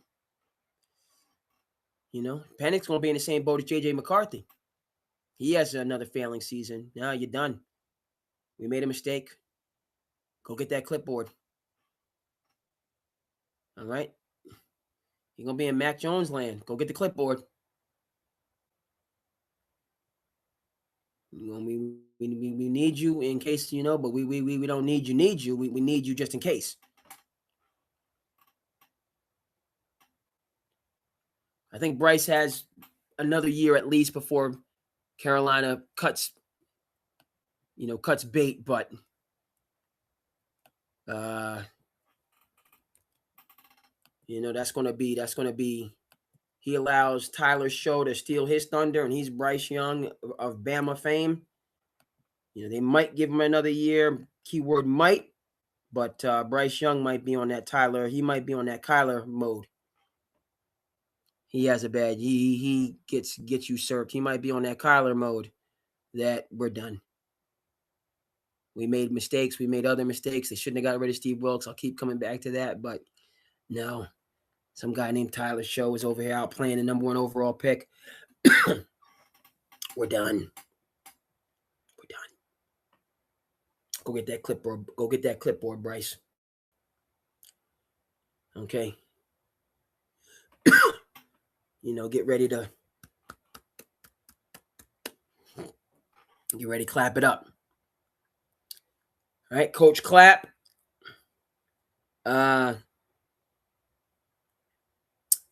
Cowboys coach. Who was Coach Clapp, the coach before Mike McCarthy? What is his name? Jason Garrett. Coach Clapp. Clap it up. Encourage but honestly, that's not really on Jason Garrett, though. What else can Jason Garrett do when you're the coach of the Dallas Cowboys under Jerry Jones' leadership? So there was a method to that, man. He kept clapping and kept cashing them checks. That's what he did. He wasn't no fool. I'll keep clapping and keep getting paid.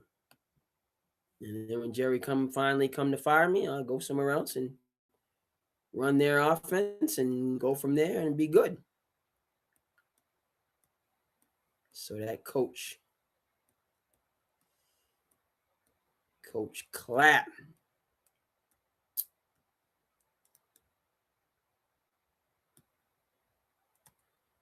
All right, let's.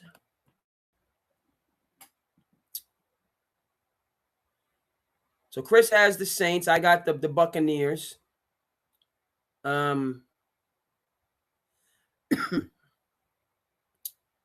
In the South, let's go to the North. Let's check in with the NFC North. Then we'll do one more football storyline, and then we'll shift gears. But I want to look at. We know what the West is.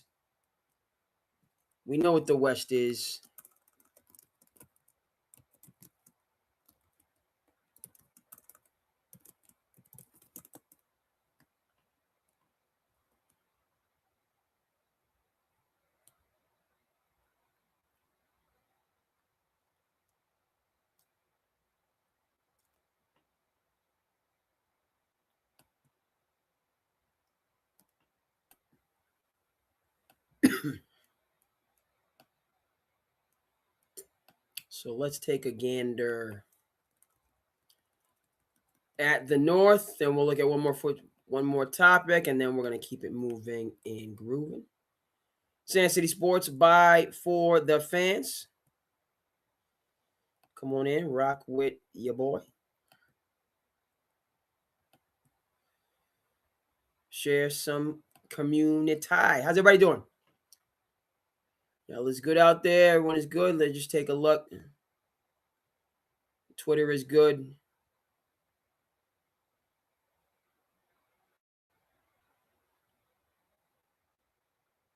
All right.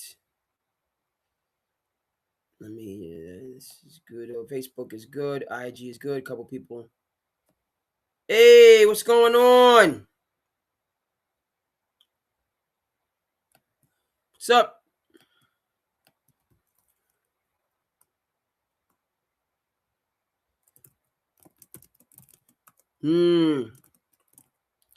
How's it going, Tom Boss?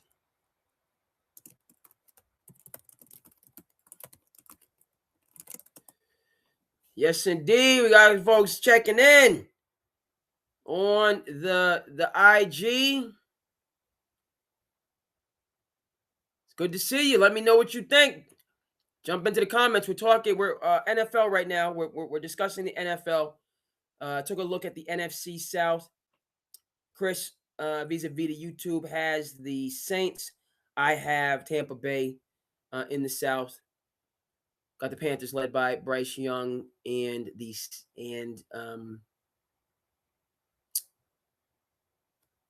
Panthers led by Bryce Young. Who am I missing? Falcons led by young Michael Penix. All right, let's take a look at the North.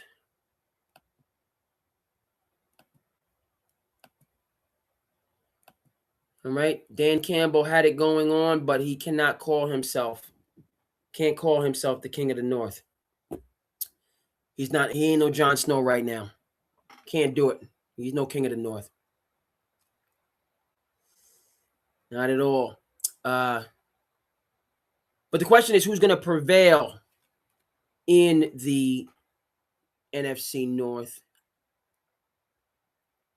I got the Packers. I got the Packers winning the division. You know something? I like the Bears. Thank you. Packers and the Bears. Caleb, he's in a good place, right? He's getting all of his sleep. I saw a statistic today that elite athletes sleep 10 to 12 hours a night in terms of their rest and recovery. These guys are sleeping 10. Now, again, your job is to play sports and then rest and play more sports. Still, these guys have so many media responsibilities, social responsibilities. But 10 to 12 hours of sleep, in terms of the rejuvenation. And Caleb Williams is on that train. I remember seeing Mac Jones talking about that. How he's lights out. He's up at like 4:00 in the morning, so he's lights out at like 8 or 9. Which a lot of people do. Cape Cod Kid is not one of those people, as you can see. I'm up late. I'm not going to bed at 8 and 9 and waking up at 3, 4 in the morning. Not there's anything wrong with that. And people don't live incredibly successful lives doing that.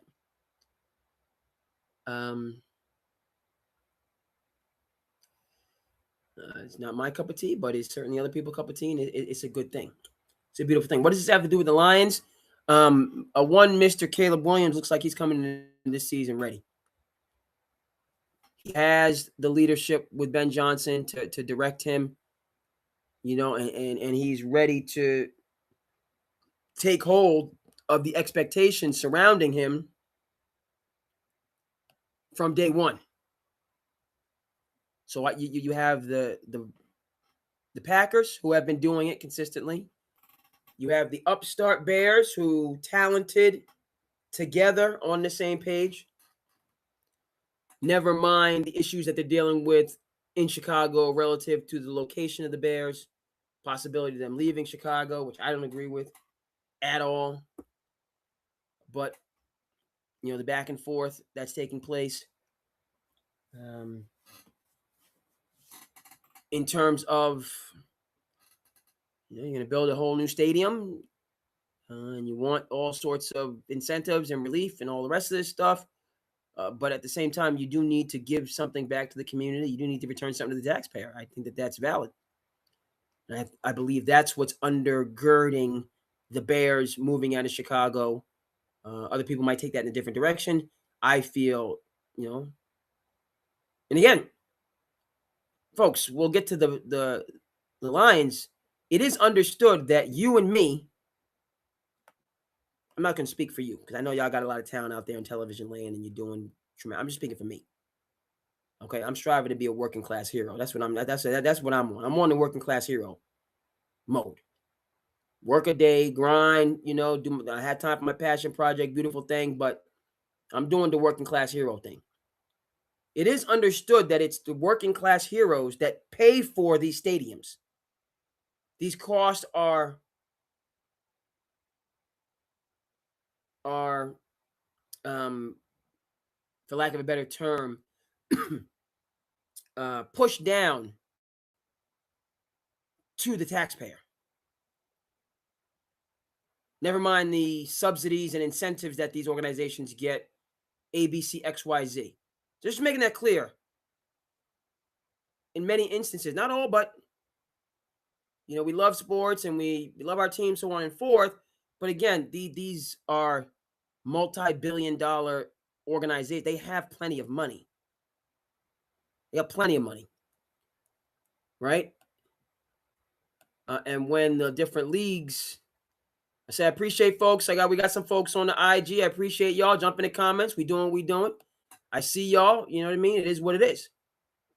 But before we get, over to the Lions, just making that clear, you and me, or as Outkast used to say, me and you, yo mama and your cousin too, rolling down the strip on Vogue, coming up, slamming. Hey, right?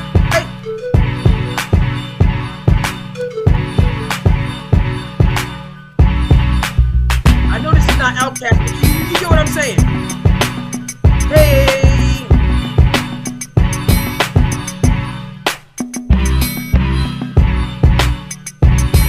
I'm saying my little old school tree. I mean, I gotta do my little old school. I know we got new beats. But I gotta do my little, me and you, your mama and your cousin too.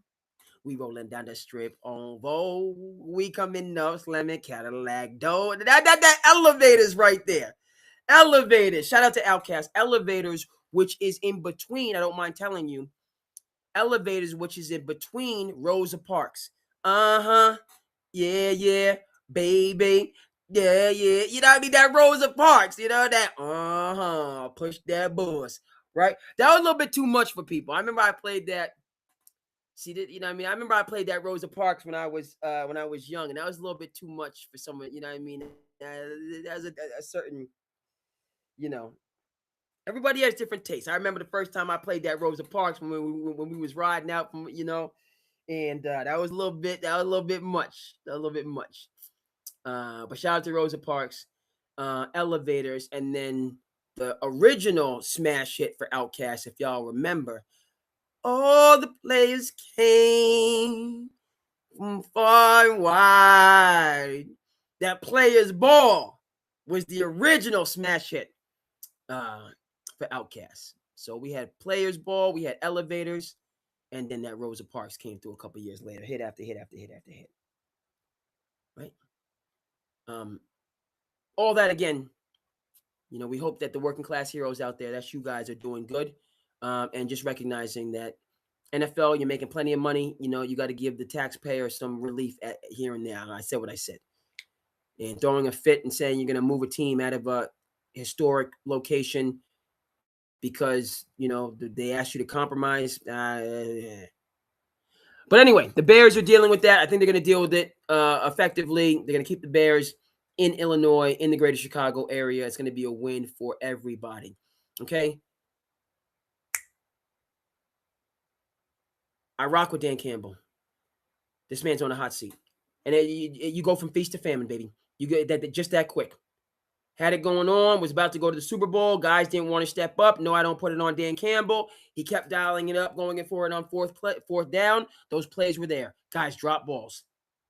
They fumbled the bag, period. Go back and watch the second half. Now, if they didn't go for it in this fourth down, they could have come back. They only lost by so on. Those plays were there. They stayed aggressive, and the guys blinked, which is my same argument with the Saints in that, you do really good playing, in games with no expectations, getting a bunch of empty calorie stats once the game's all in order. But when something's actually expected of you, when you have eyeballs on you, have pressure on you, it's a different ballgame. All right, so all those things are in play for Dan Campbell. I think he's going to rise to the challenge. I would love to see this division get 3 teams into the playoffs. Okay, the Bears are going. The Packers are going. I would like to see the Lions go. The Vikings are in the march for Arch, so they don't want to go. So they can stay home because they don't want to go. But I rock with the dude. I rock with Dan Campbell. I want to see him be successful. All right. But I think that's instructive for all of us. You go from the toast of the town to back up against the wall, people giving you the side eye. It happens in a heartbeat. Right? Dan Campbell is on the hot seat, period. All the stuff that he did, rebuilding the culture, yada, yada, yada. No. Hot seat. They got to break through and make the playoffs this year. And he's not getting much relief.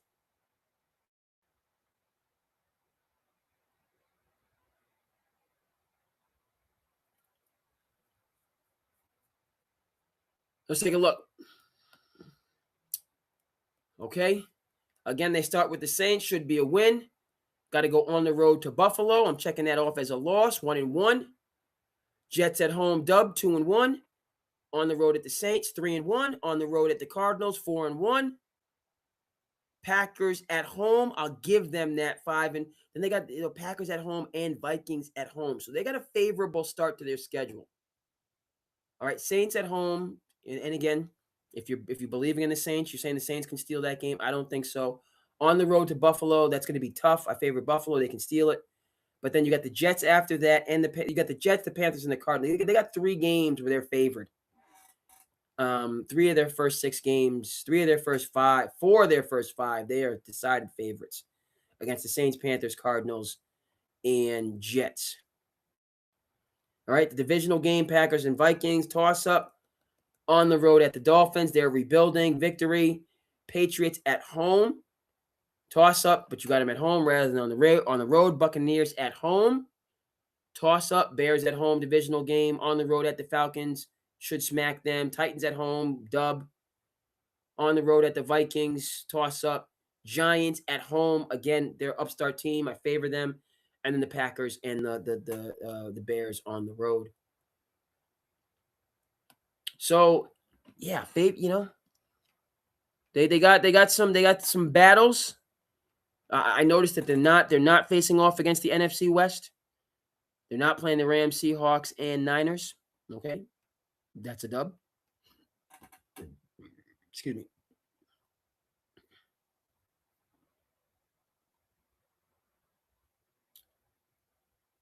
And the opportunity is there for the Lions to go ahead and make the playoffs.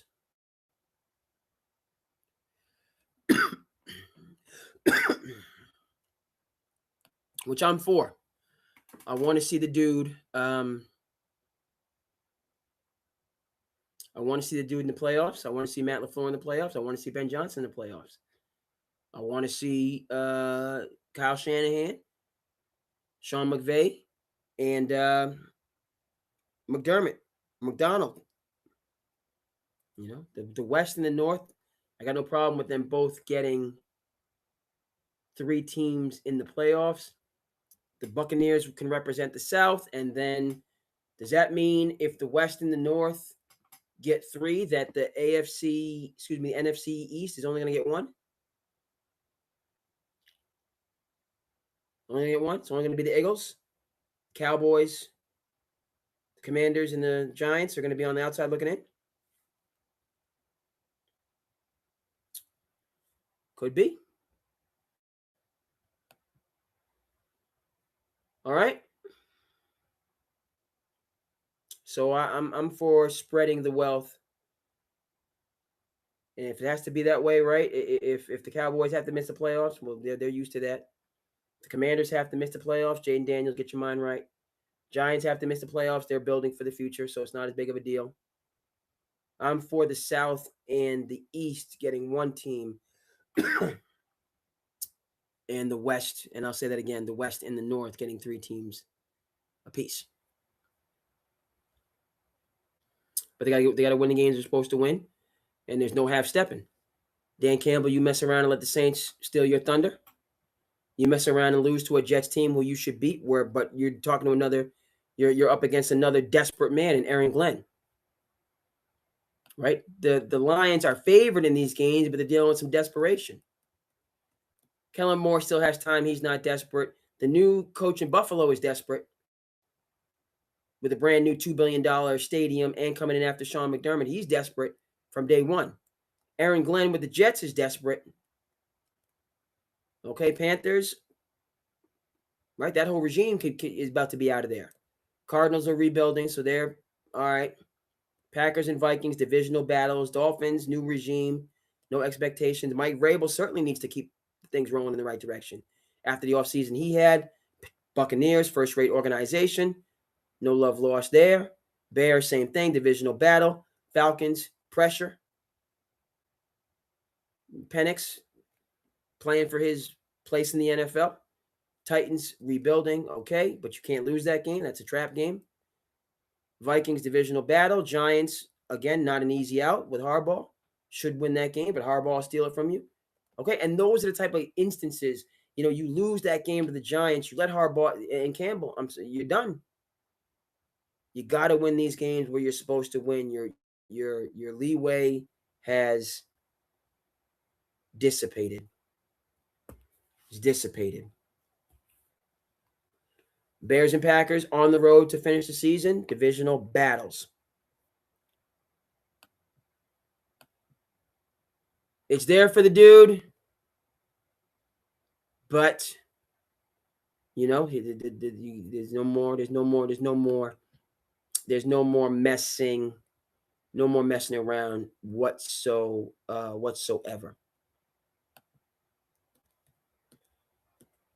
No more messing around whatsoever.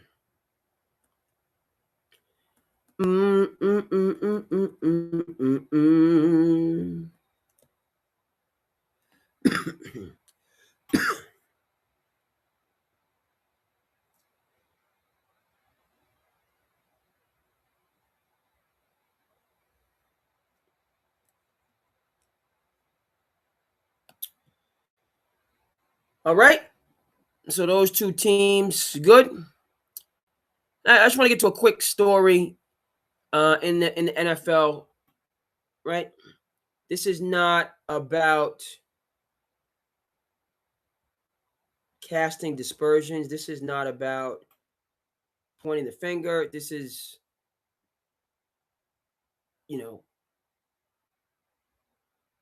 about the reality.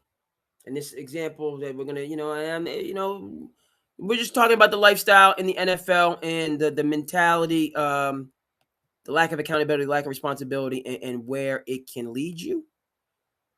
I saw this story, right?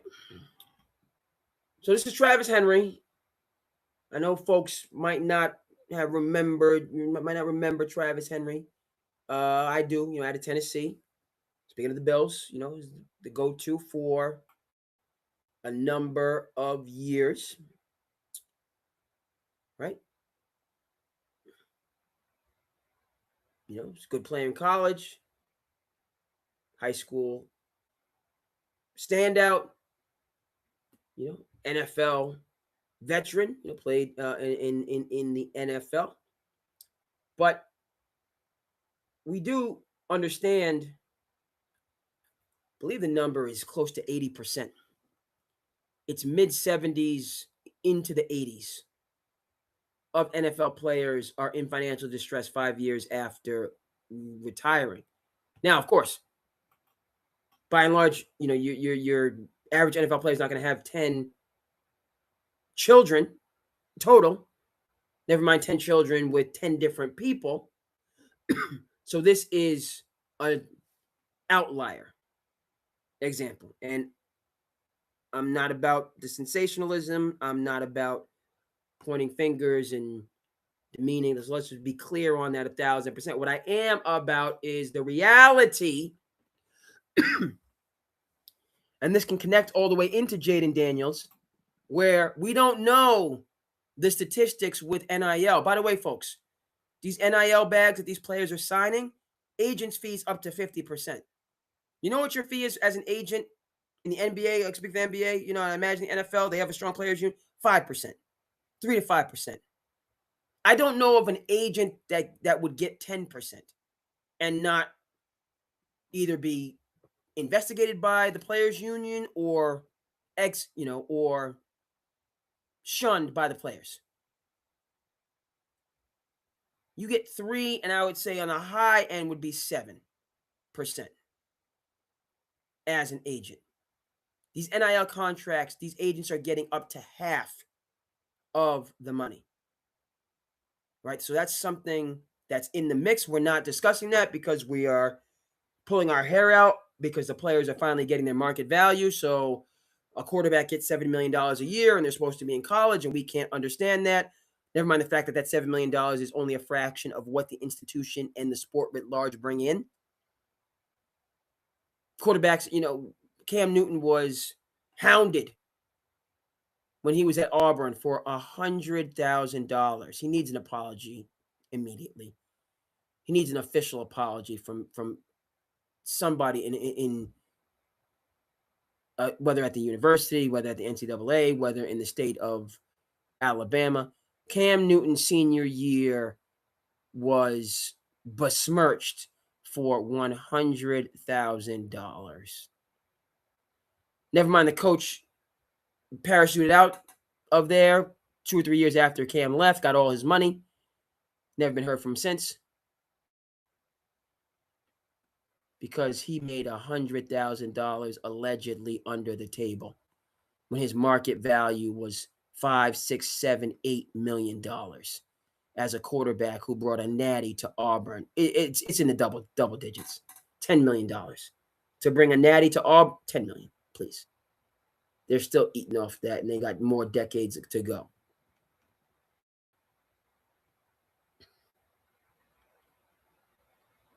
What's happening with all this NIL money? Maybe I keep saying it. Maybe I'm the guy. Maybe SandCity Sports needs to do some intrepid journalism. Learn from, take a page out of Pablo Torre's book and do the work and dig into that story. Because it needs to be done, first of all. Secondly, there's a high likelihood, a strong probability, okay, a great percentage that the numbers of college and also high school athletes burning through their NIL money on their road to financial distress, which is another way of saying being broke, is right up there, equivalent with the pros. In the NFL, it is, shout out to Billy Corbin, shout out to Broke, shout out to the 30 for 30 gold. In the NFL, it's about 80%. 4 out of 5 players.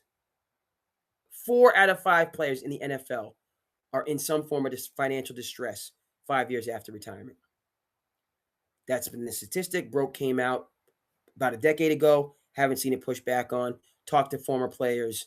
You get that sense, that vibe. Okay, so Travis Henry.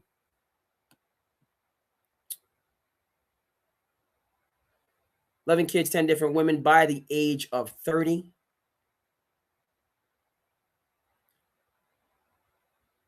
She has 11 kids with 10 different women by the age of 30. So this is as of 09. So we're talking about 17 going on 18 years ago.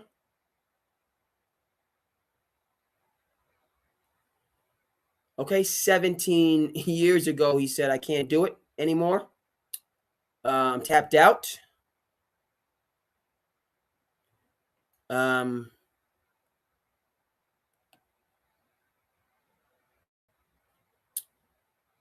and he's not able to, support all of his family members, which that's okay. It's not okay. What I'm saying is, I'm not saying that it's okay. What I'm saying is that's his family business. Don't want to dive into, somebody, that's their family business. But, I'd be remiss if I didn't, right? Because, okay, so Travis Henry, he's got, upwards of 7 kids. There was a time in American life where that was normal. You had big families, 5, 6, 7, 8 kids. That's the norm. Okay, that's not necessarily the case today, but it has been the case in American life. Let's be clear on that. But I also wanted to parallel, right? It's not just that he had 10 kids, that he has a big family, because there are other NFL players that have large families, okay, that don't find themselves in that same predicament.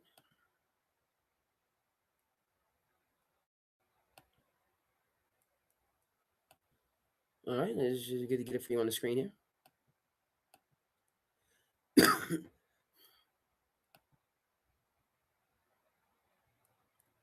All right. Phillip Rivers has a big family. I got here 1, 2, 3, 4, 5, 6. Well, let me get my counting right. 1, 2, 3, 4, 5, 6, 7, 8. No, Phillip Rivers 8 kids. I think he has more. I think he's in double digits. Let me just double check that.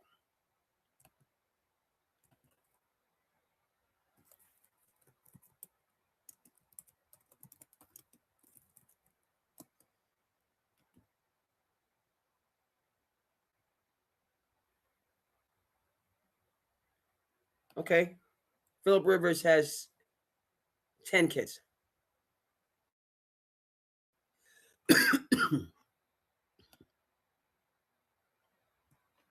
Just double check. All right. You got 10 kids. 8 in the picture, 10 total. Right? Nuclear family. Came back out of retirement after I think he was coaching high school. Comes out of retirement, get a little, a couple more reps in the NFL before calling it a career. And I haven't seen any signs or any indication that he's in financial distress. So it's not, you can have a big family. It's not big family versus small family is the conversation, right? It's how you navigate this meteoric fame, fortune, and success is the conversation. This is something that Jaylen Brown has talked about and continues to talk about and advocate for, and why I rock with Jaylen Brown 10 toes down. We're going to get to him in Slice of Life. They building in Philadelphia right now. A couple hours down I-95. They building, folks, in the gym together for this championship run. Bron, Maxey, Jaylen is going down in the city of brotherly love. First championship they're trying to win since 1983. Okay. Right, but Jaylen Brown spoke to these numbers. In the NBA, it's 3-5. NFL 4-5, NBA 3-5. Players that reach the zenith of their sport, making millions and millions of dollars. Okay, find themselves in the financial distress 5 years after retirement. And to Jaylen Brown's point, then when they reach out for help to those agents and those advisors who was swarming them when they had it going on in high school and college, their phone calls aren't returned. They ain't get no call back.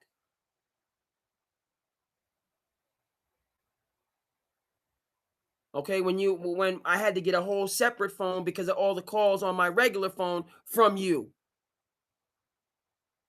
When you were trying to convince me to sign with your agency. But now that things have gone sideways, and yes, the players do have some accountability in this, folks. We're not saying that they don't. We're saying the players don't have no accountability. But if you were swarming me when I had nothing, but you could see the fortune that I was going to have, why aren't you picking up your phone now that I've fallen on hard times? And Jaylen Brown has a right to speak to it because it ain't right. It doesn't mean that you can get the person's fortune back for them. Once it's gone, it's gone. Go ahead and check out American Greed. Scam, Scoundrels, and Suckers. Great program. I learned shoot. They said what we learned and broke, man. Them sharks out there so slick. They're wheeling and dealing. Right?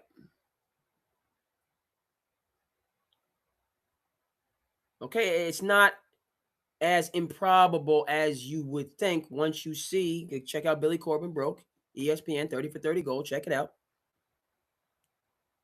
Right? It can happen much faster than we would think. That doesn't make it justified. It doesn't mean these players don't have accountability. But again, one Mr. Jaylen Brown, who some folks said was too smart, all right, for his professional space. Another way that they used to say is they would call you uppity. Uppity is a similar word. People talking about Jaylen Brown is too smart. When he has invested himself 10 toes down into the doggone bedrock in a city known for research and development, the home of Harvard. Park the car in Harvard Yard. And you're talking about Jaylen Brown is too smart. When he's embedded in a city known for research and development and intellectualism. Madness. Insanity. But that's neither here nor there. Okay, we're talking about culture and climate. And the 4 and 5 NFL players who's right back to square one. Never mind all the injuries. Never mind what did Herm Edwards say? You got champagne taste, but you only got beer money. That's not good. What Herm said, champagne taste, but beer money.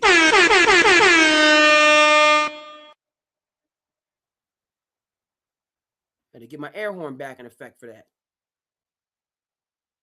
Right? When you become, well, Larry Bird talks about it.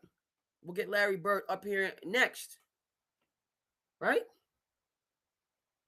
You know, growing up, French Lick, Indiana, we all had the same thing. All right? So this is not one versus another or anything like that. I hope Travis Henry, is stable, has got his life in order, and is getting back on his feet. Happy for Phillip Rivers. His family came back, played a little bit more football. Now he's going to go out, coach, whatever the heck it is he's going to do. So this ain't a one versus another type of a thing. It's looking at the macro as Jaylen Brown has been for people wanting to get in their feelings because he was actually making some sense and he wasn't a yes man. And then people had to go ahead and get into their feelings and break up a good thing. Like y'all ain't seen Bad Boys. Y'all know Mike Lowry out there. Why y'all want to break up a happy home? Original Bad Boys is the best, but the other ones were good. But the original's the best. That's just how it is sometimes. You know what I mean? original is going to be the best.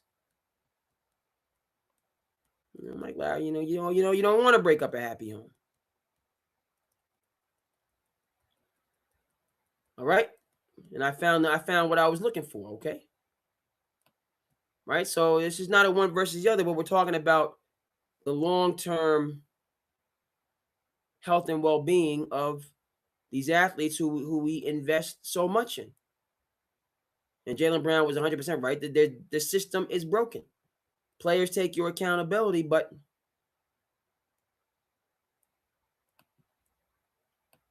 and all the pomp and the circumstance and the hoopla and the yada, yada, yada, we're losing track.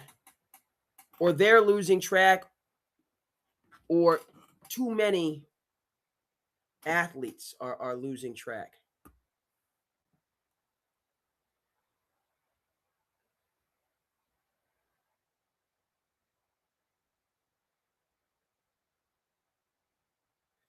As I see who's on and what's going on. Everybody going to jump in? They're welcome to jump in. Let's go across the board.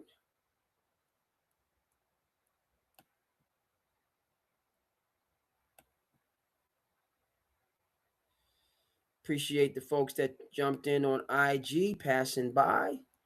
Let's see what's going on the YouTube. Chat is good. I haven't missed anything. I don't want to miss nothing in the chat.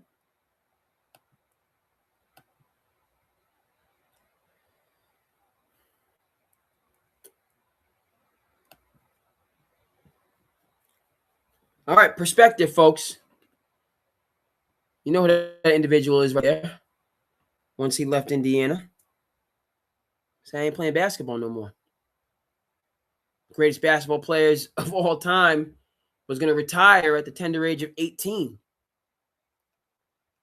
Went home, got a job as a garbage collector. And he says where he comes from, you're happy to have a job. Didn't see it's like, oh, I'm a trash collector. I'm happy to have a 9 to 5. I'm fortunate to have this opportunity. Never mind what other people want to think about it. I'm fortunate. There was gratitude in his struggle. Folks. And he had challenges, his family. He had difficulty in his family growing up. Many people have difficulties of that's of different sorts and varieties. And Larry Bird was not exempt from that. His challenges.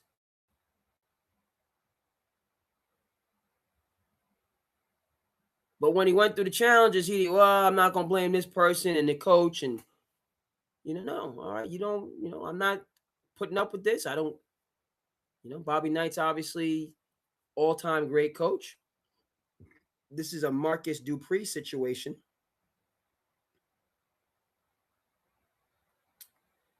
I think Larry Bird would have been a freshman on the Indiana team that went undefeated in 76. Right? Because he graduates in 79. Rookie year is 80.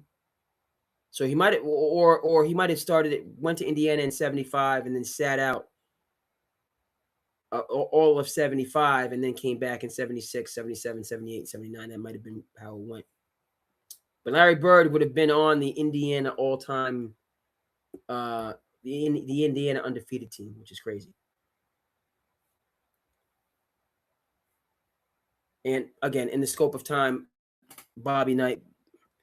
Yeah, I mean, again, you have your, that's tough because you have your system and you have your way of doing things, and you won 3 national championships.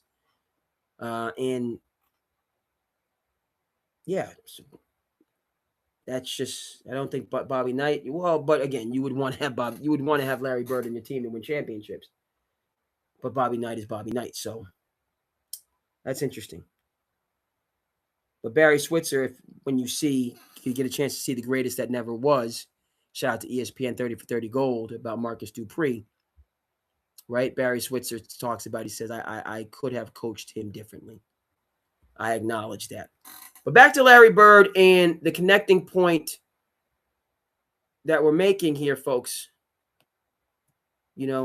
Yes, you did it to yourself. We learned this from Rounders. You players that wanted to, burn through the money, you did it to yourself. Ain't society's fault. Ain't the coach's fault. The general manager's no, your fault. You were ultimately responsible, as we learned and broke, for you. You are responsible for you. All right.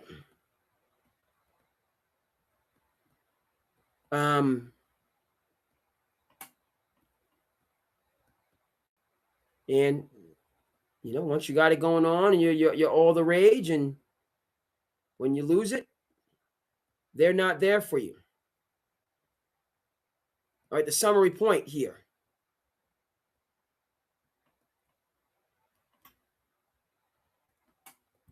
And this is now I'm not gonna but you go from having everything and the invincibility of these players, they're in the prime of their life physically while still developing mentally. I get all of that. And they have to know, it doesn't, because these statistics are very much out there. But you don't excuse me. Just like that long journey it was for these players to get to the heights where they are. And again, there's certainly a tremendous amount of pressure that they're under while they're in these elite roles. But you have to, which is tremendously difficult. It's easy for Rudy Rudiger over here to say this because Rudy Rudiger's never been to the heights. Rudy Rudiger's never had, Rudy. I'm not Rudy, but right. Until you're in these spaces, you can't understand the full scope of the reality. Everybody, patting you on the back. Everybody telling you how great you are. Right? Seems like it's going to go on forever. But again, it doesn't. And, we hope these numbers will come down in the NFL and the NBA. Larry Joe Bird right there, trash man, when he decided to take his talents away from University of Indiana. He said, all right, and then the coach at Indiana State, Fitch, I believe, Bill Fitch, just wouldn't take no for an answer. He understood the magnitude of Larry Bird's talent capability. And so wouldn't take no for an answer. Indiana State was a beneficiary. The game of basketball was a beneficiary. And we got to witness and experience Larry Legend.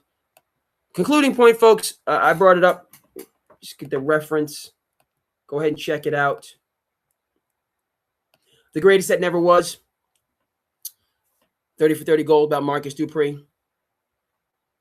Okay, and managing, navigating, guiding greatness. Okay, everybody is not John Wooden. Okay, where you go from Kareem to Bill Walton to Gail Goodrich, and just on and on and on. And it's just now, John Wooden, I believe I got it. The Wizard of Westwood, John Wooden, didn't win his first national championship till year 15. So it took him some time. Let's get that. Always go back to mention that. But then once he got the hang of it, it was lights out.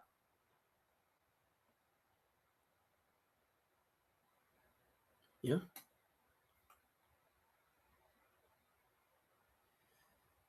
But it's, some of it's on the player, some of it's on the coach.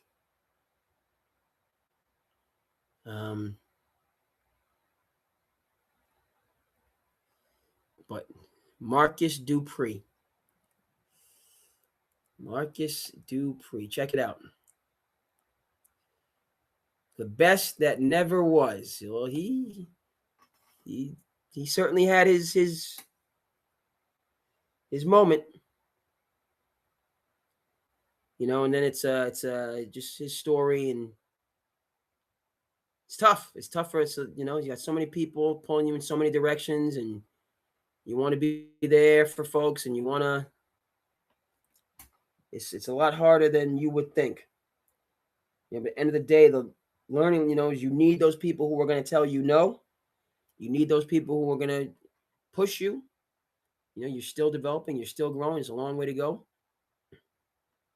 And those people that don't have vested interests, and they're when what they want to see take place, that will allow you to say, no, I'm not playing today. I don't feel right. I'm not playing. Okay, don't play.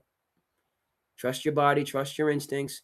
Versus now, get out there, win one. Well, they're not the ones that are risking the injury, and when you get injured, they're not going to be the ones. They're going to be there when you don't have it going on. But when you have it going on, they're telling you to do A, B, C, X, Y, Z, and they don't do anything. They're just on the sidelines, critics. They're not in the any arena. So who to trust, who not to trust. It's people feeling that they're owed this, people feeling like they're owed that.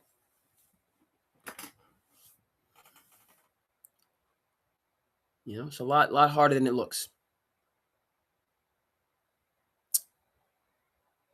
Again, that's no excuse for the numbers. 4-5 in the NFL, 3-5 in the NBA. No excuse. All right, back to Charlie Munger, that envy, and keeping up with the Joneses.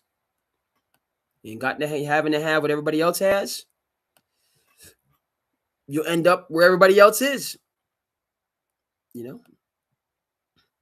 Just, middle of the road or less than that. So we'll leave the NFL conversation there. And we're gonna hit the hardwood now.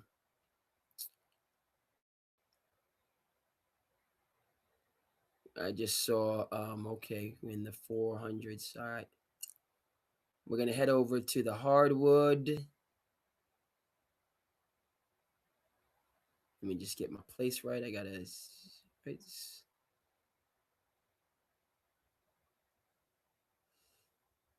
I'm in the threes. You gotta remember where I am on the slide deck. Okay, I got it.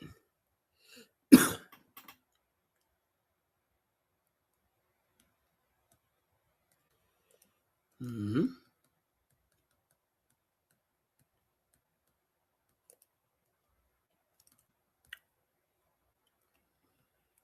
All right, folks. So we're gonna shift gears. How's everybody out there doing in television land? Y'all good? Y'all is good? Are we good? Okay, wait.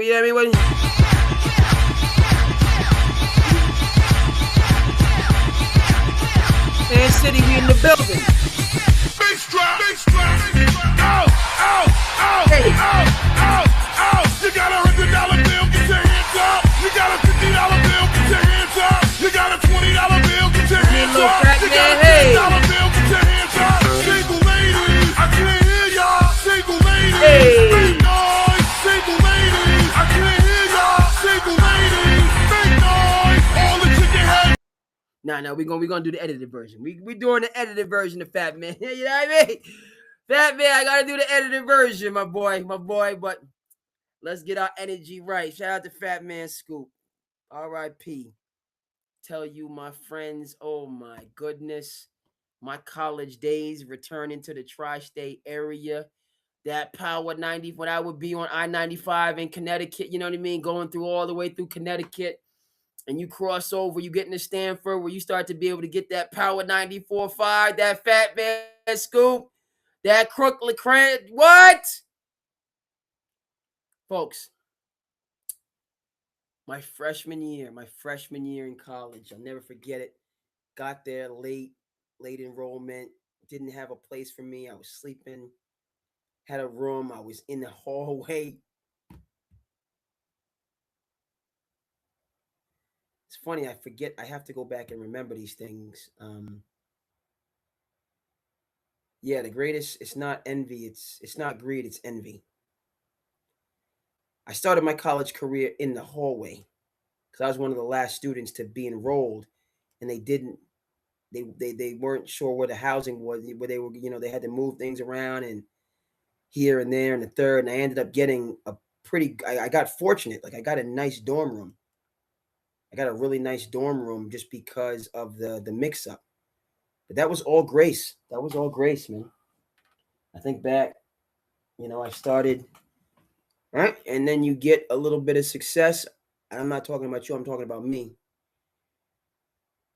And you put the rose colored glasses on and you think you deserve this and that and the third. And yeah, you kind of forget your roots. I know I did at times. I have certainly forgotten my roots. That's a good flashback. The Fat Man Scoop, the Power 94.5, and then my freshman year starting off in the hallway. Wow. Wild. Starting off in the hallway. And then I was able to get one of the better dorms and have a bit of privilege, which is a double-edged sword. Privilege is a double-edged sword.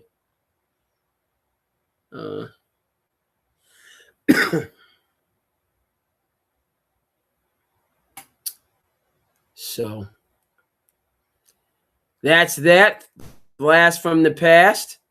Great college experience. A lot of opportunities, so on and forth. Get those memories. I was thinking about the prep school days recently because small world that it is, my my cousin's son is going to a prep school with a coach that my roommate who's from Chicago played for. So the coach that helped my roommate, shout out to Demario Edens, who played at University of Alabama, Birmingham, went to an Elite Eight in, let's see, 3, 4, 5, 6, 3, 4, 5. I believe it was 2005 or 2006. Yeah. Of Chicago fame, played his high school basketball with Sean Dockery. Went to Duke. Was on the Duke team in 2004 that lost to UConn in the Final Four.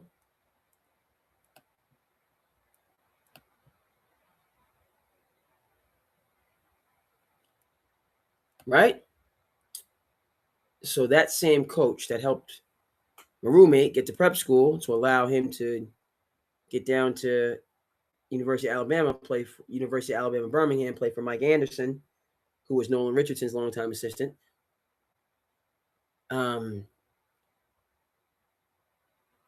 That coach is my cousin's son's prep school coach now, all these years later, down in Florida, at a school called Victory Rock Prep.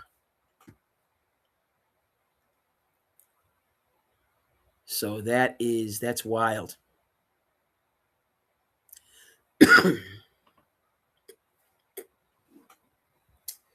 That is wild. Got a little nick on my arm. All right, let's get to our next topic, folks. Shout out to Fat Man Scoop. Shout out to Power 94.5. How y'all doing out there in television land? Y'all good?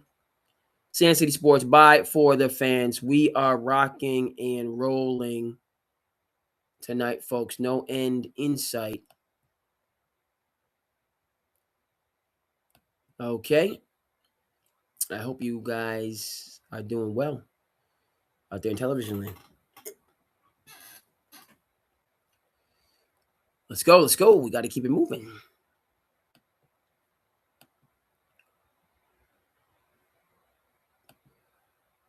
Okay, we're going to shift gears. We're going to head to the court. But we're going to start in the W.N.B.A. Folks. Start the W.N.B.A. outstanding league that is heading towards the playoffs. And yeah, let's start with the beginning. W.N.B.A. is an outstanding league with tremendous players, competition, storylines, narratives, so on and forth. Right? But the league is in the midst of, and has been for some time, right, an identity crisis. 1, 2, 3, 4, 5, 6, 7, 8, 9, 10, 11, 12, 13, 14, 15.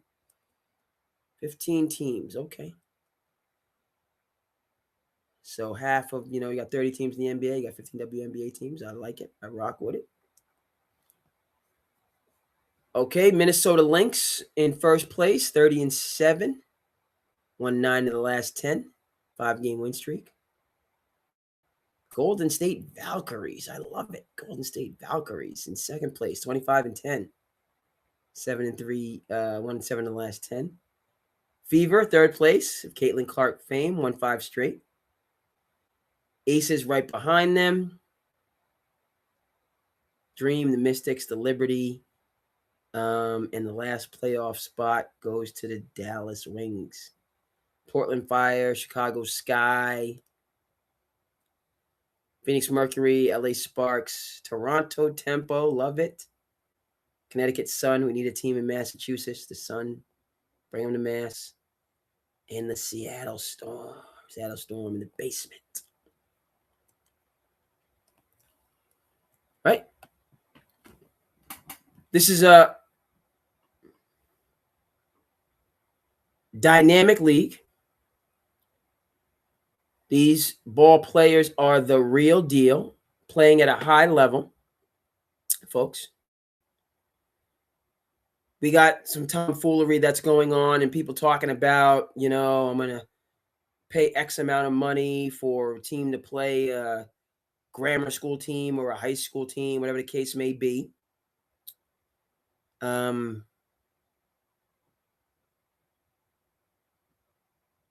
think you'd be surprised, folks. Right? These ladies can get out there and hoop with the guys. A lot of the college teams practice with guys, so on and forth. Can the W.N.B.A. teams beat certain, teams, boys teams, men's teams? Yes, certain teams. Not all, but certain. And I think the games would be a lot closer than what you would think. That's neither here nor there. We're talking about the Women's National Basketball Association, right? Do we need to see NFL players compete against AI robots? Do we need to see that? Do we need to see the Washington Commanders play against a team of humanoids? I don't need to see that. So why are we talking about, similar comparisons in the W.N.B.A.? One group of athletes competing against another group of athletes from a completely different background. If you're not talking about the Cowboys playing against, all of these humanoid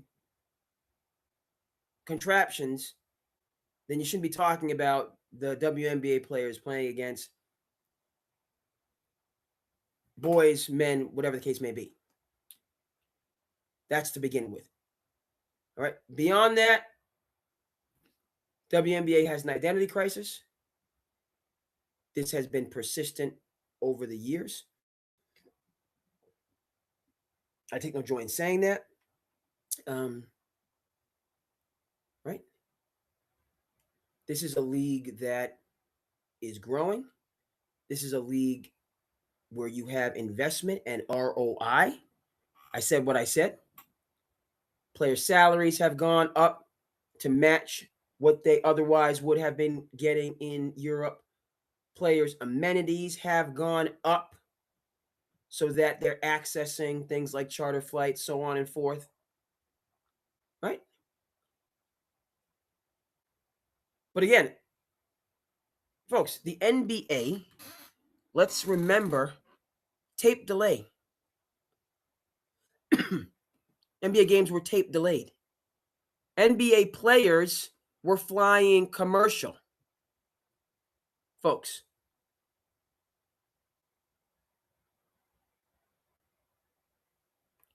Right? Until the Bird Magic rivalry in the 80s, which was joined mid-decade by the emergence of Air Jordan. So those two forces together, the Bird and Magic rivalry throughout the awesome 80s, and the emergence of Michael Jordan in the mid-1980s going forward, marked the transformation of the NBA. No more tape delay games. Okay, games are going to be live.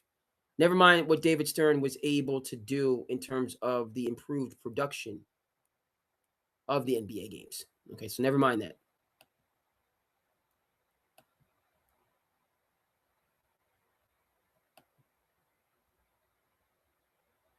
A couple tabs open that shouldn't be open. Let's get our bandwidth right. Yes. But that's the point right back to the W.N.B.A, folks. You see what I just said? Okay, the Magic and Bird rivalry. Who was it that created the narratives, the storyline, the framework for us to tune in? Yes, that's the late great David Stern and his leadership. We talk about Air Jordan, the emergence of Michael Jordan. We remember the greatest marketing campaign ever. He had black and red shoes. That was against the rules in the NBA, playing for Chicago. Specific rules for specific cities. You can't wear those shoes. Well, these are my shoes, are going to wear them. I'm finding you $5,000 every single game. Good amount of money in the mid-'80s. These players are making thousands. They're not making millions upon millions. Okay, $5,000 fine every single game. Nike said that is the best marketing value I have ever seen. And the band commercial, the Michael Jordan band commercial for those Air Jordans, sales went through the doggone roof. You know who was the beneficiary of that? The NBA, the Chicago Bulls, and of course, a one Mr. Michael Jeffrey Jordan, all benefited. What were we talking about? Okay. Wow, you see Michael Jordan, what he did. Oh, the shoes. I gotta have the shoes. It must be the shoes. Oh, they banned them. They shouldn't ban them. There's no point. You know, those are great shoes. They should. We're talking about the game and the things surrounding the game, the rich, illustrious culture of basketball. That's what we're talking about, folks. Can I ask you why we're not having these conversations in the WNBA? Why we're not talking about Caitlin Clark and whether or not she's on pace to surpass Diana Taurasi, in terms of her scoring records? Why don't we have the conversation about Caitlin Clark and how she compares to the great players of yesteryear? I'm thinking about a Katie Smith. Okay, I'm thinking about a Muffet McGraw. I'm thinking about, you name the coach.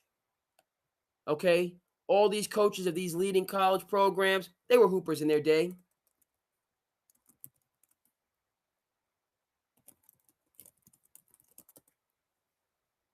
Kim Mulkey. Yeah, Kim could hoop. Right?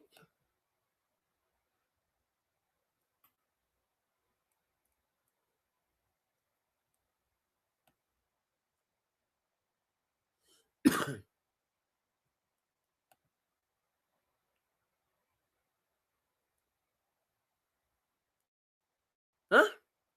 Why aren't we having that conversation relative to the WNBA?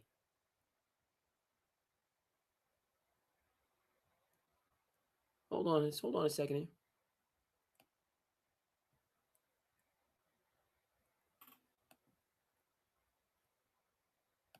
Right? I want to hear about Caitlin Clark and Kim Mulkey and their different journeys. I want to hear about Aaliyah Boston and Lisa Leslie and their journeys. I want to hear about Paige Beckers and Cheryl Swoops and their journeys. There's a richness there, folks. I don't rock with it. Okay, okay. But a lot of these folks that are on the fence or that dive into the culture war aspects of the WNBA, if you highlighted these elements, if you introduce them to a Kim Mulkey in her day,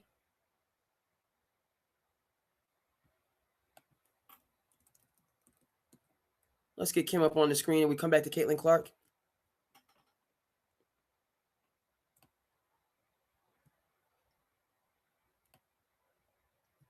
Right? The WNBA doesn't have an issue with the integrity of the game, the product, the play on the court. And you want to show me bloopers, folks out there, television land? You want to go ahead and show me bloopers? Go ahead. I'll look at your bloopers. That's not the game itself. I'm 10 toes down on it. You see a Minnesota Lynx game versus the Fever or an Aces game against the Liberty. When you see two top WNBA teams, it's just like when you see two top girls high school teams battle, or when you go to a UConn South Carolina college game. This is high level athletics, strategy, athleticism, emotion, resilience, on and on and on.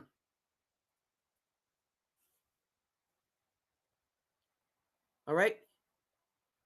There's no issue with the integrity of the game, the product itself. It is the focus in the league away from that central reality. The talent and dynamism of the individual athlete. It's no different than the NBA. I said what I said, 10 toes down. Yes, Irvin Magic Johnson is a character. He's a very interesting person. Larry Joe Bird, different from Irvin, but a character, a very interesting person. And you know who's also exceedingly interesting? Your Caitlin Clarks, okay? Aja Wilsons, on and on and on. These players are just as fascinating as the guys. But we're not talking about that.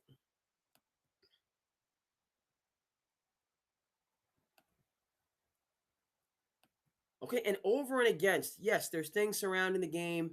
There's questions about the rules, so on and forth, which are fine. You can have multiple narratives, and of course, all of these professional sports benefit from the divergence in their narratives because that keeps people tuned in, keeps them watching, paying attention. We got Kim Mulkey over here. All right, LSU Tigers and the outfits that she brings, particularly during the NCAA tournament, but during the regular season as well. You're going to tell me Kim Mulkey's not marketable? That outfit, I'm getting down for her crown. I see the watch game too. The heels on out there coaching up a storm. And you're going to tell me this isn't an interesting person, someone that you'd like to learn more about. Because, again, Kim Mulkey was a hooper in her day. Just like Mike Krzyzewski was a hooper. Yeah, that guy with the multiple syllable last name. That's hard to pronounce, even though he's been in our living rooms for well over 30 years. Krzyzewski, yeah, Coach K. Ball player. He had game. Same way that folks, myself included, might have slept on a Peyton Pritchard, that man will give you 50. with some attitude. You don't put respect on his name. Okay, where does somebody like that come from? How did he learn the Pistol Pete Maravich drills to be able to do them with the effect? Yeah, we got a Pistol Pete of this generation. His name is Peyton Pritchard. Those are Pete Maravich's drills that he's doing. Okay? There's a method to the madness. And that's, I'm going to say it again. And I'll use some other synonyms and adjectives. It's fascinating. And not just because Peyton Pritchard's around here on the Cape in the summer. I know he's getting ready to head, but why not stay on the Cape? It's still summertime. He works out here. You get out on the ocean. You go to the restaurants, nice,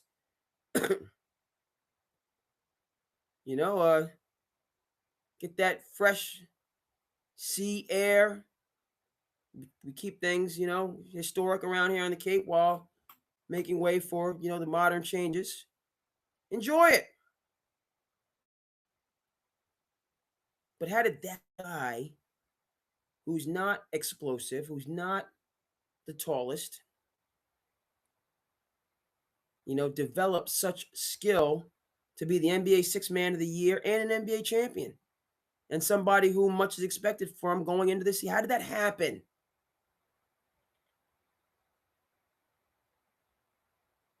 Okay, those are things that are talked about in the W.N.B.A. Those are things that are talked about in the NBA, and they're not talked about in the W.N.B.A. And that's the core critical issue, not the trolls on the periphery. It's the fact that the league spends more time engaging with the trolls rather than telling their own story. Why is the W.N.B.A. so concerned with other people telling their story rather than they themselves telling their own story?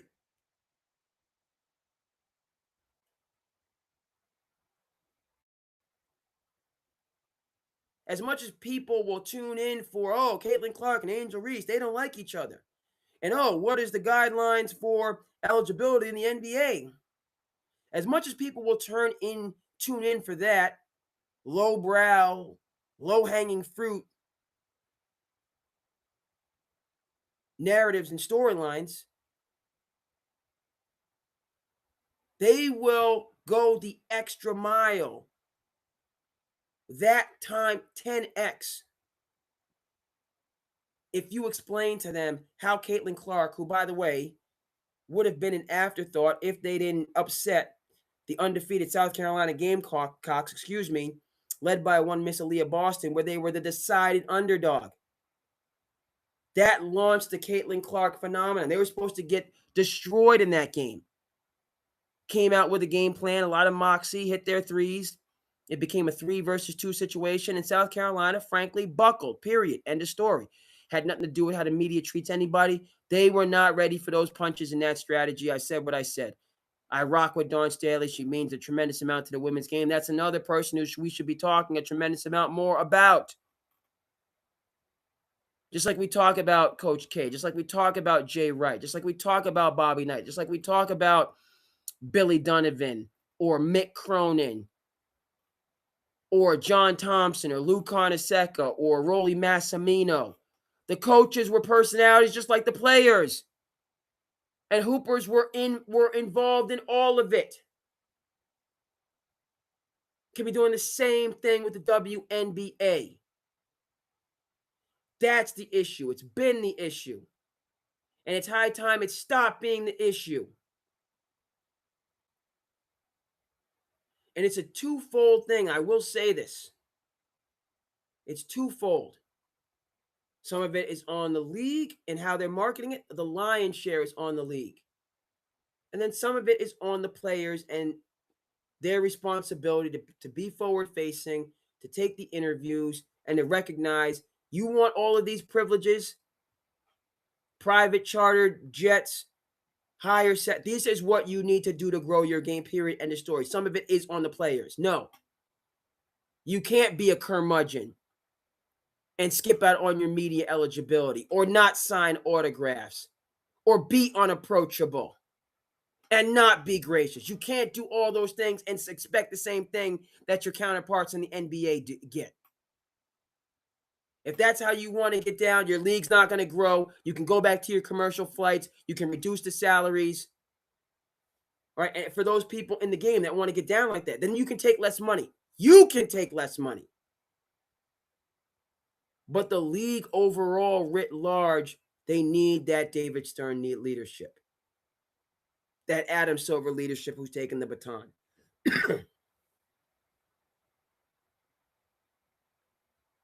Okay? We want to learn about Kim Mulkey and these outfits and her winning national championships and how she's still winning national championships, no end in sight. The longevity. We want to learn about this. Okay? And then it goes beyond that.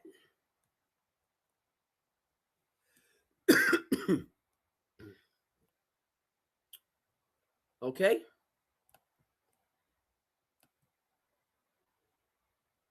You know, it's interesting. I'm doing my passion project here, loving it, getting down.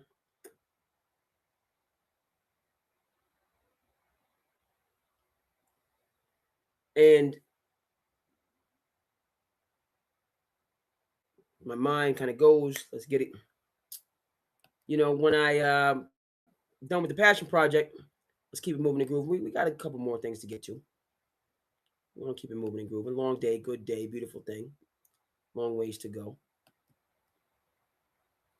When we're done with the passion project, I go ahead and tune in, see what's going on. Nightcap, see what's up with Unk and the rest. But folks, I'm gonna sit down and watch a Willie Mays documentary. I'm gonna sit down and watch a Jerry West documentary. I'm gonna sit down and watch a Larry Bird, Magic Johnson documentary. Okay?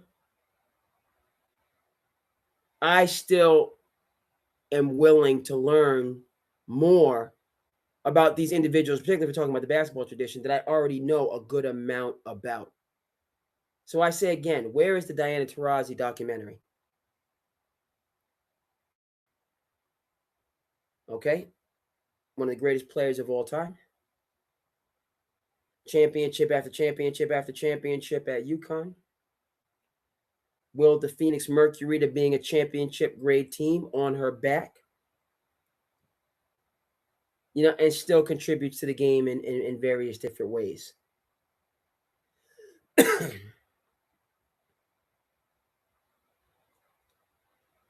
Where is that documentary? Where is that push and that marketing? I'm going to say it again and again and again and again. Much as you want to have your culture war debates, much as you want to have your, trolling or rolling type stuff that's going on. How the heck does Diana Taurasi get from Argentina to California to Connecticut to Arizona to Team USA, gold? How does this happen? Right? And by the way,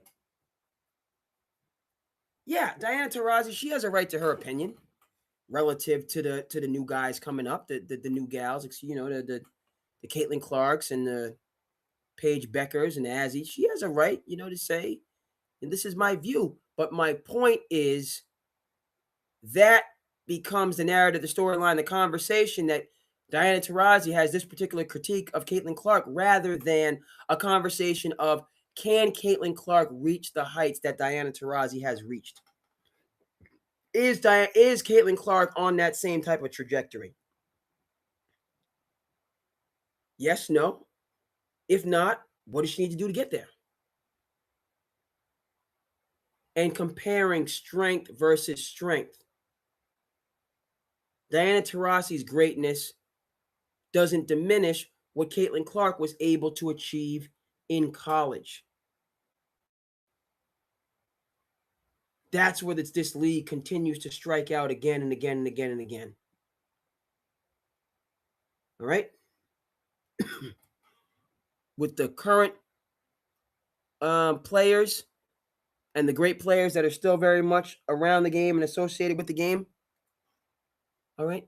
And never mind the great players of yesteryear.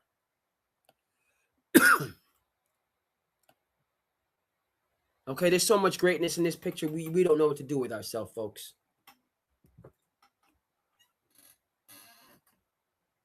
And the tragedy, which is strong language, but yes, I'm using that word, is that a lot of folks don't know who these two players are in this picture. You can't name them for me. In their heyday, in their prime. You can see, they're playing an old school gymnasium. This is right. They're not playing on the big stage that they deserve. I can see right now. Only got a couple rows, then those. Right. These guys need to be in 30, 40,000 seat stadiums. Yes, sir. But all of this acrimony in the W.N.B.A. and one versus another, the outside forces versus the league, rather than us celebrating. This is Cheryl Miller right here of California fame, and this is Medina Dixon of Boston fame. Okay, Medina Dixon went to school with a player who you do know, a gentleman by the name of Patrick Ewing. Patrick Ewing was the National Player of the Year for boys, and Medina Dixon was the National Player of the Year for girls. They graduated from the very same high school. W.N.B.A., where is that narrative? Where's the interview with Patrick Ewing? I'm sure he would love to talk to you about it. The late, great Medina Dixon, who we miss very much here in the Commonwealth. Okay, where is that? You think I give two rips about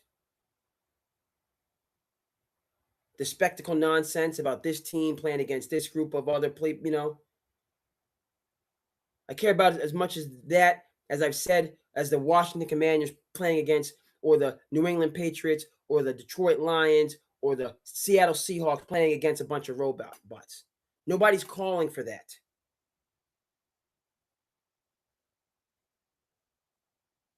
But we have a league where you have a National Player of the Year who was never able to shine under the bright lights of the W.N.B.A. because it didn't exist in the 1980s.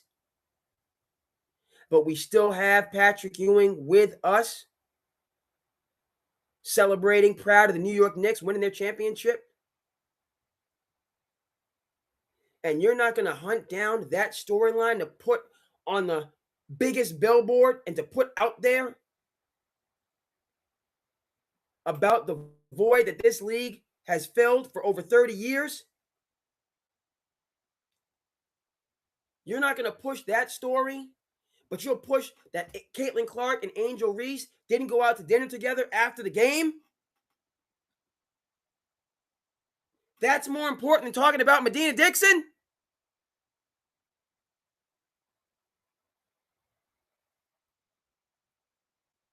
W.N.B.A. has no issue relative to the game. The W.N.B.A. has a significant issue relative to their identity and not leaning into the greatness that's right under their nose.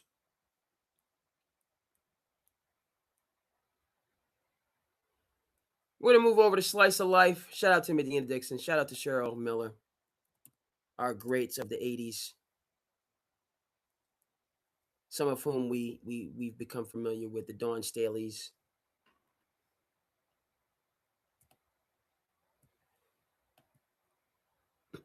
All right, let's get into our Slice of Life.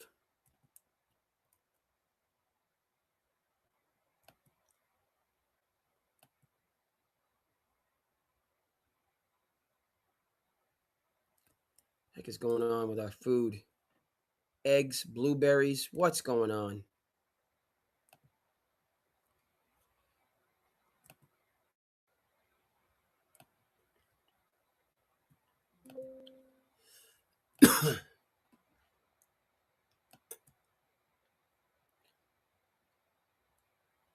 Got greatness in that picture. All right, folks, let's get in our slice of life. Speaking of greatness. Okay. Shout out to Hoop Dreams. Talk about Lord Henry. Oh, How big was he in your life, and how nice was he? man. So my older brother, Lord Henry, right? I think he may still hold a Catholic school scoring record. Went to St. Philip's. The name alone, you had to be called a name like Lord Henry. Yeah. My mom and my dad, they had high hopes for us, you know? And of course, the place that we was living in, that's how it was. And he got turned out, though, you know. He got turned out on heroin, ended up dying, several years ago. But, man, you're talking about a pretty jump shot, between the leg dribbles, behind the back. And the way I was taught to play the game and the way he taught me to play the game, it was all spiritual. I can remember him and my third oldest brother, Larry, it's like, Junior, you just can't play the game. You got to feel it. You just dribbling. You got to feel it, man. And you try to put that spirituality into the game where you try to make that person who's watching you play feel what you feel. And I remember when he kicked, and he said, I'm gonna go back to school. And while he kicked, he was like, it was easier when I was on drugs, because now you got to get back into the system. But he went back, graduated from college, and I'll never forget, the night before graduation, I rented a bus, and the bus was meeting on 5th Avenue in Jackson at 4 in the morning. And want everybody to be there at 3 in the morning. Bus gonna leave at 4, going down to Detroit, so we can watch Lord Henry graduate at Ford Field. Bus driver called me up like, hey man, you sure I got the right address? You sure I'm in the right location? I'm like, yeah, man, you're in the right location. As the bus gets loaded up, now they drive down to Detroit, and we at his graduation. And I never forget, man, like my brother walking across the stage, had his cap and gown on. He didn't know we was gonna be there. And all his friends started hollering, Lord Henry! Lord Henry! And man, he broke down on the stage and just started crying like a little baby, man. That was one of the most beautiful days that I remember. So when you talk about Lord Henry, yes, basketball playing, but the fact that dude went back to school and then he just died a couple of years ago, his organs just shut down all up, the heroin and stuff. Rest in peace. Condolences, man. Yeah. Yes, Thanks for bringing him up. Nah, man, Thank for you. sure, man. Thank For you. sure, man. I just lost my little brother. I lost my older brother when I was young too, so I know the feeling. I know the feeling. Let's talk about Lord Henry. Oh. How big was he in your life, and how nice was he? Man. So my older brother, Lord Henry, right? We're gonna hear I that think he again. may still hold a Catholic school I scoring haven't record. heard this Went to story. St. Philip's. The name alone, you had to be called a name like Lord Henry. My mom and my dad, they had high hopes for us. And of course, the place that we was living in, that's how it was. And he got turned out, though. He got turned out on heroin, ended up dying, several years ago. But man, you're talking about a pretty jump shot, between the leg dribbles, behind the back. And the way I was taught to play the game and the way he taught me to play the game, it was all spiritual. I can remember him and my third oldest brother, Larry, it's like, Junior, you just can't play the game. You got to feel it. You just dribbling. You got to feel it, man. And you try to put that spirituality into the game where you try to make that person who's watching you play feel what you feel. And I remember when he kicked, and he said, I'm gonna go back to school. And while he kicked, he was like, it was easier when I was on drugs, because now you got to get back into the system. But he went back, graduated from college, and I'll never forget, the night before graduation, I rented a bus. The bus was meeting on 5th Avenue in Jackson at 4 in the morning. And want everybody to be there at 3 in the morning. Bus gonna leave at 4, going down to Detroit, so we can watch Lord Henry graduate at Ford Field. Bus driver called me up like, hey man, you sure I got the right address? You sure I'm in the right location? I'm like, yeah, man, you're in the right location. As the bus gets loaded up, now they drive down to Detroit, and we at his graduation. And I never forget, man, like my brother walking across the stage, had his cap and gown on. He didn't know we was gonna be there. And all his friends started hollering, Lord Henry! Lord Henry! And man, he broke down on the stage and just started crying like a little baby, man. That was one of the most beautiful days that I remember. So when you talk about Lord Henry, yes, basketball playing, but the fact that that dude went back to school and then he just died a couple of years ago, you know, his organs just shut down, all up the heroin and stuff. Rest in peace. Condolences, man. Yeah. Yes, Thanks for bringing him up. Nah, man, Thank for sure, you. man. Thank for you. sure, man. I just lost my little brother. I lost my older brother when I was young too, so I know the feeling. Yeah. I know the feeling. Let's talk about Lord Henry. I didn't know that story. Yes, sir. He said, you got to feel the game, boy. He said, you got to feel that thing, boy. That's that Chicago tradition right there. Told you, small world. My cousin's son down there in Florida right now with my roommate's coach at a Percy Julian. So, yeah, they got a movement going on in Philly, folks. They got a movement. Y'all done stirred up. Just a couple. All right. Be careful what you wish for. They all in the lab together.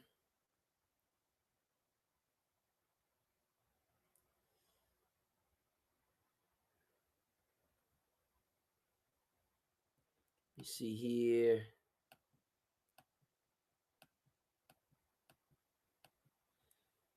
Let me just tag on to that point. You know, in terms of what's going on in Philly.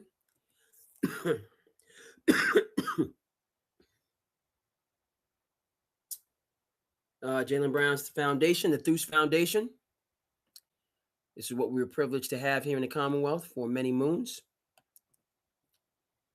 Right? It's Jaylen Brown's mom, PhD.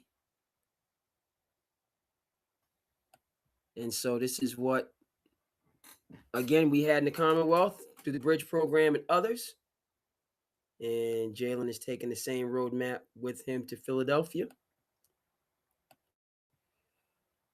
But again, he thinks he's too smart.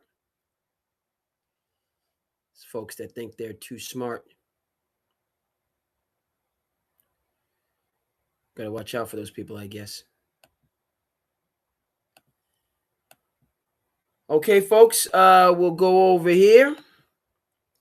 Speaking of tradition and the Chicago tradition, Simeon. Amazing their patience. Oh, the turnover. I mean, that was telegraphed, that pass. Parker, Adios on the YouTube.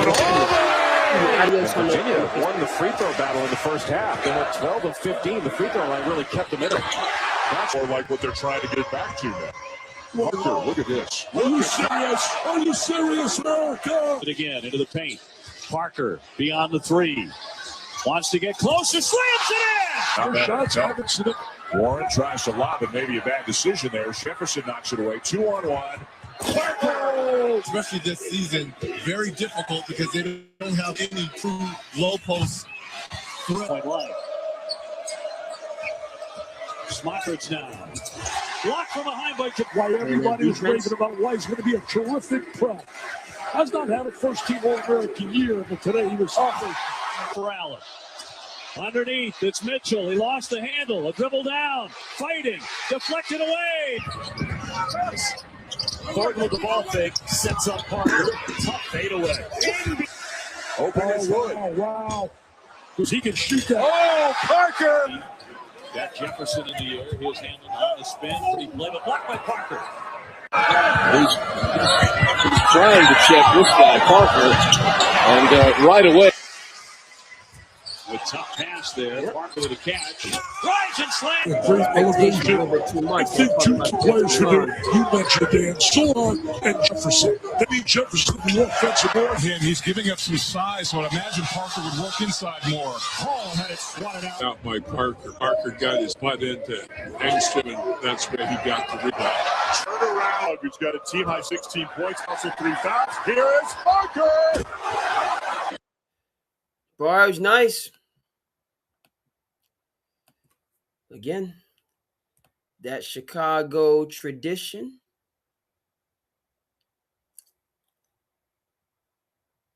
And let's That was powerful stuff from Isaiah.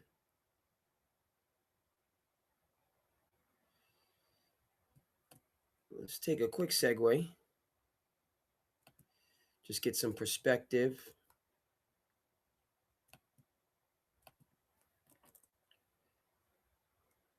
It's starting to seem like he might actually go to jail. He's already shed himself of the Lakers. He's selling his Chelsea stake reportedly right now, which was like 12.5%. And my guess is the Dodgers are going to be next. So what is this? Is this like are we moving toward like a Bernie Madoff, Ivan Boesky type of situation? Will the words Mark Walter today pled guilty ...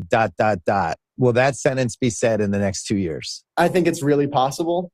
I also think the Trump administration has not put away very many billionaires. And so I'm sure they work something out. Yeah. But I don't think there's a single safe asset in the entire Mark Walter cinematic universe.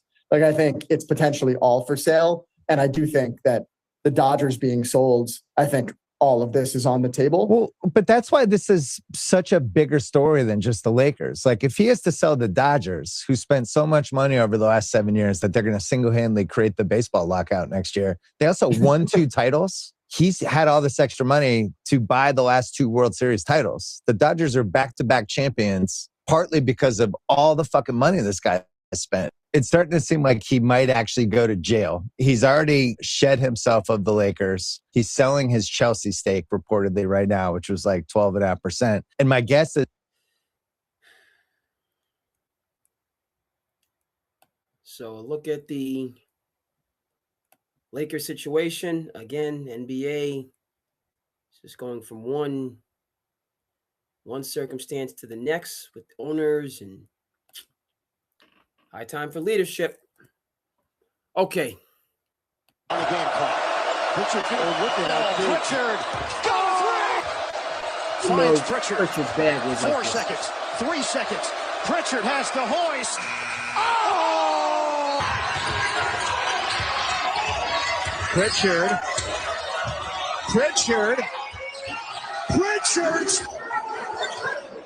1 minute before to shoot. Pritchard, long 3. Clock inside of 10 for the Ducks. Here's Pritchard one-on-one against Wright. Pritchard goes behind the back, drives, and gets the foul. Pritchard thought about it. Pritchard steps in the face.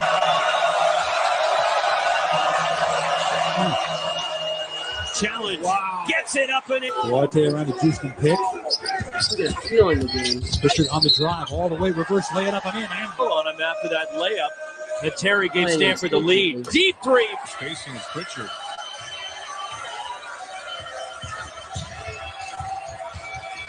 Pritchard, Almost 3 seconds. A lot of time. 3 seconds to shoot. Good defense by Baker. Pritchard off balance. Got it in. Attack the cracks. You got a flash. Duarte can attack. Kick it out. Oh, that's really deep. Capono and Reggie Miller. How about Colorado being the only team with 3 losses? Yeah. Pritchard has 20 points to lead all scorers so far tonight. Getting inside. You have a Peyton Pritchard that can make a play inside of 10 seconds. Oh my goodness. Pritchard got separation. Pritchard from way away. Coach Altman was speaking to that. Last 8 from 3-point range over the last 3 contests. Pritchard from about 5 feet. Great job, Coloco. Pritchard gets it back. Coloco still on him. Pritchard over him. Taken away by Great hand, Mickey Mitchell, who's been a Pritchard takes it right back away from Lawrence. And then Remy Martin just gets out of the way. Great defense, Rob Edwards. Pritchard way out. Another one. Oozing from Brandon Carlson. Pritchard. Deep 3. Pritchard on the drive. And he challenged Kyler. Worst case for them, they've made you use some of the shot clock. Somebody lost their shoe. Lucas Kasunas is shoeless. He takes the ball up. So Smith with 5 now, coming off that 15-point performance against Oregon State on Thursday. Pritchard working hard in the lane. He gets to Corvallis. Yeah, Anderson has not scored outside of turnover. He's been playing pretty good defense on Pritchard. What a crossover by Shough. You've got to attack. Yeah. Pritchard off the inbound. Three! Find somebody finish on the game clock. Pritchard, look at how big. Pritchard, go! Yeah. No particular order. You want to talk about playing instinctively, feeling the game? Woo! Peyton Pritchard's a problem. Doesn't mean I don't believe Celtics shouldn't have kept their dynastic team together. But, you know, Brad did his homework bringing Peyton to Boston. He's got his opportunity this year. I'm pulling for him. You know, go ahead and get into his bag and be a lead guard. So we'll see. We'll see how it's going. Let me see what's going on here.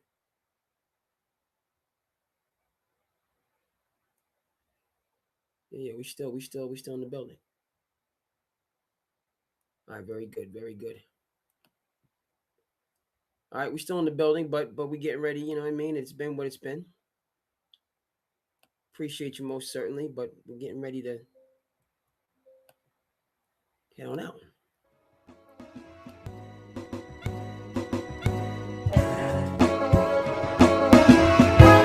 SandCity, go. Appreciate you folks.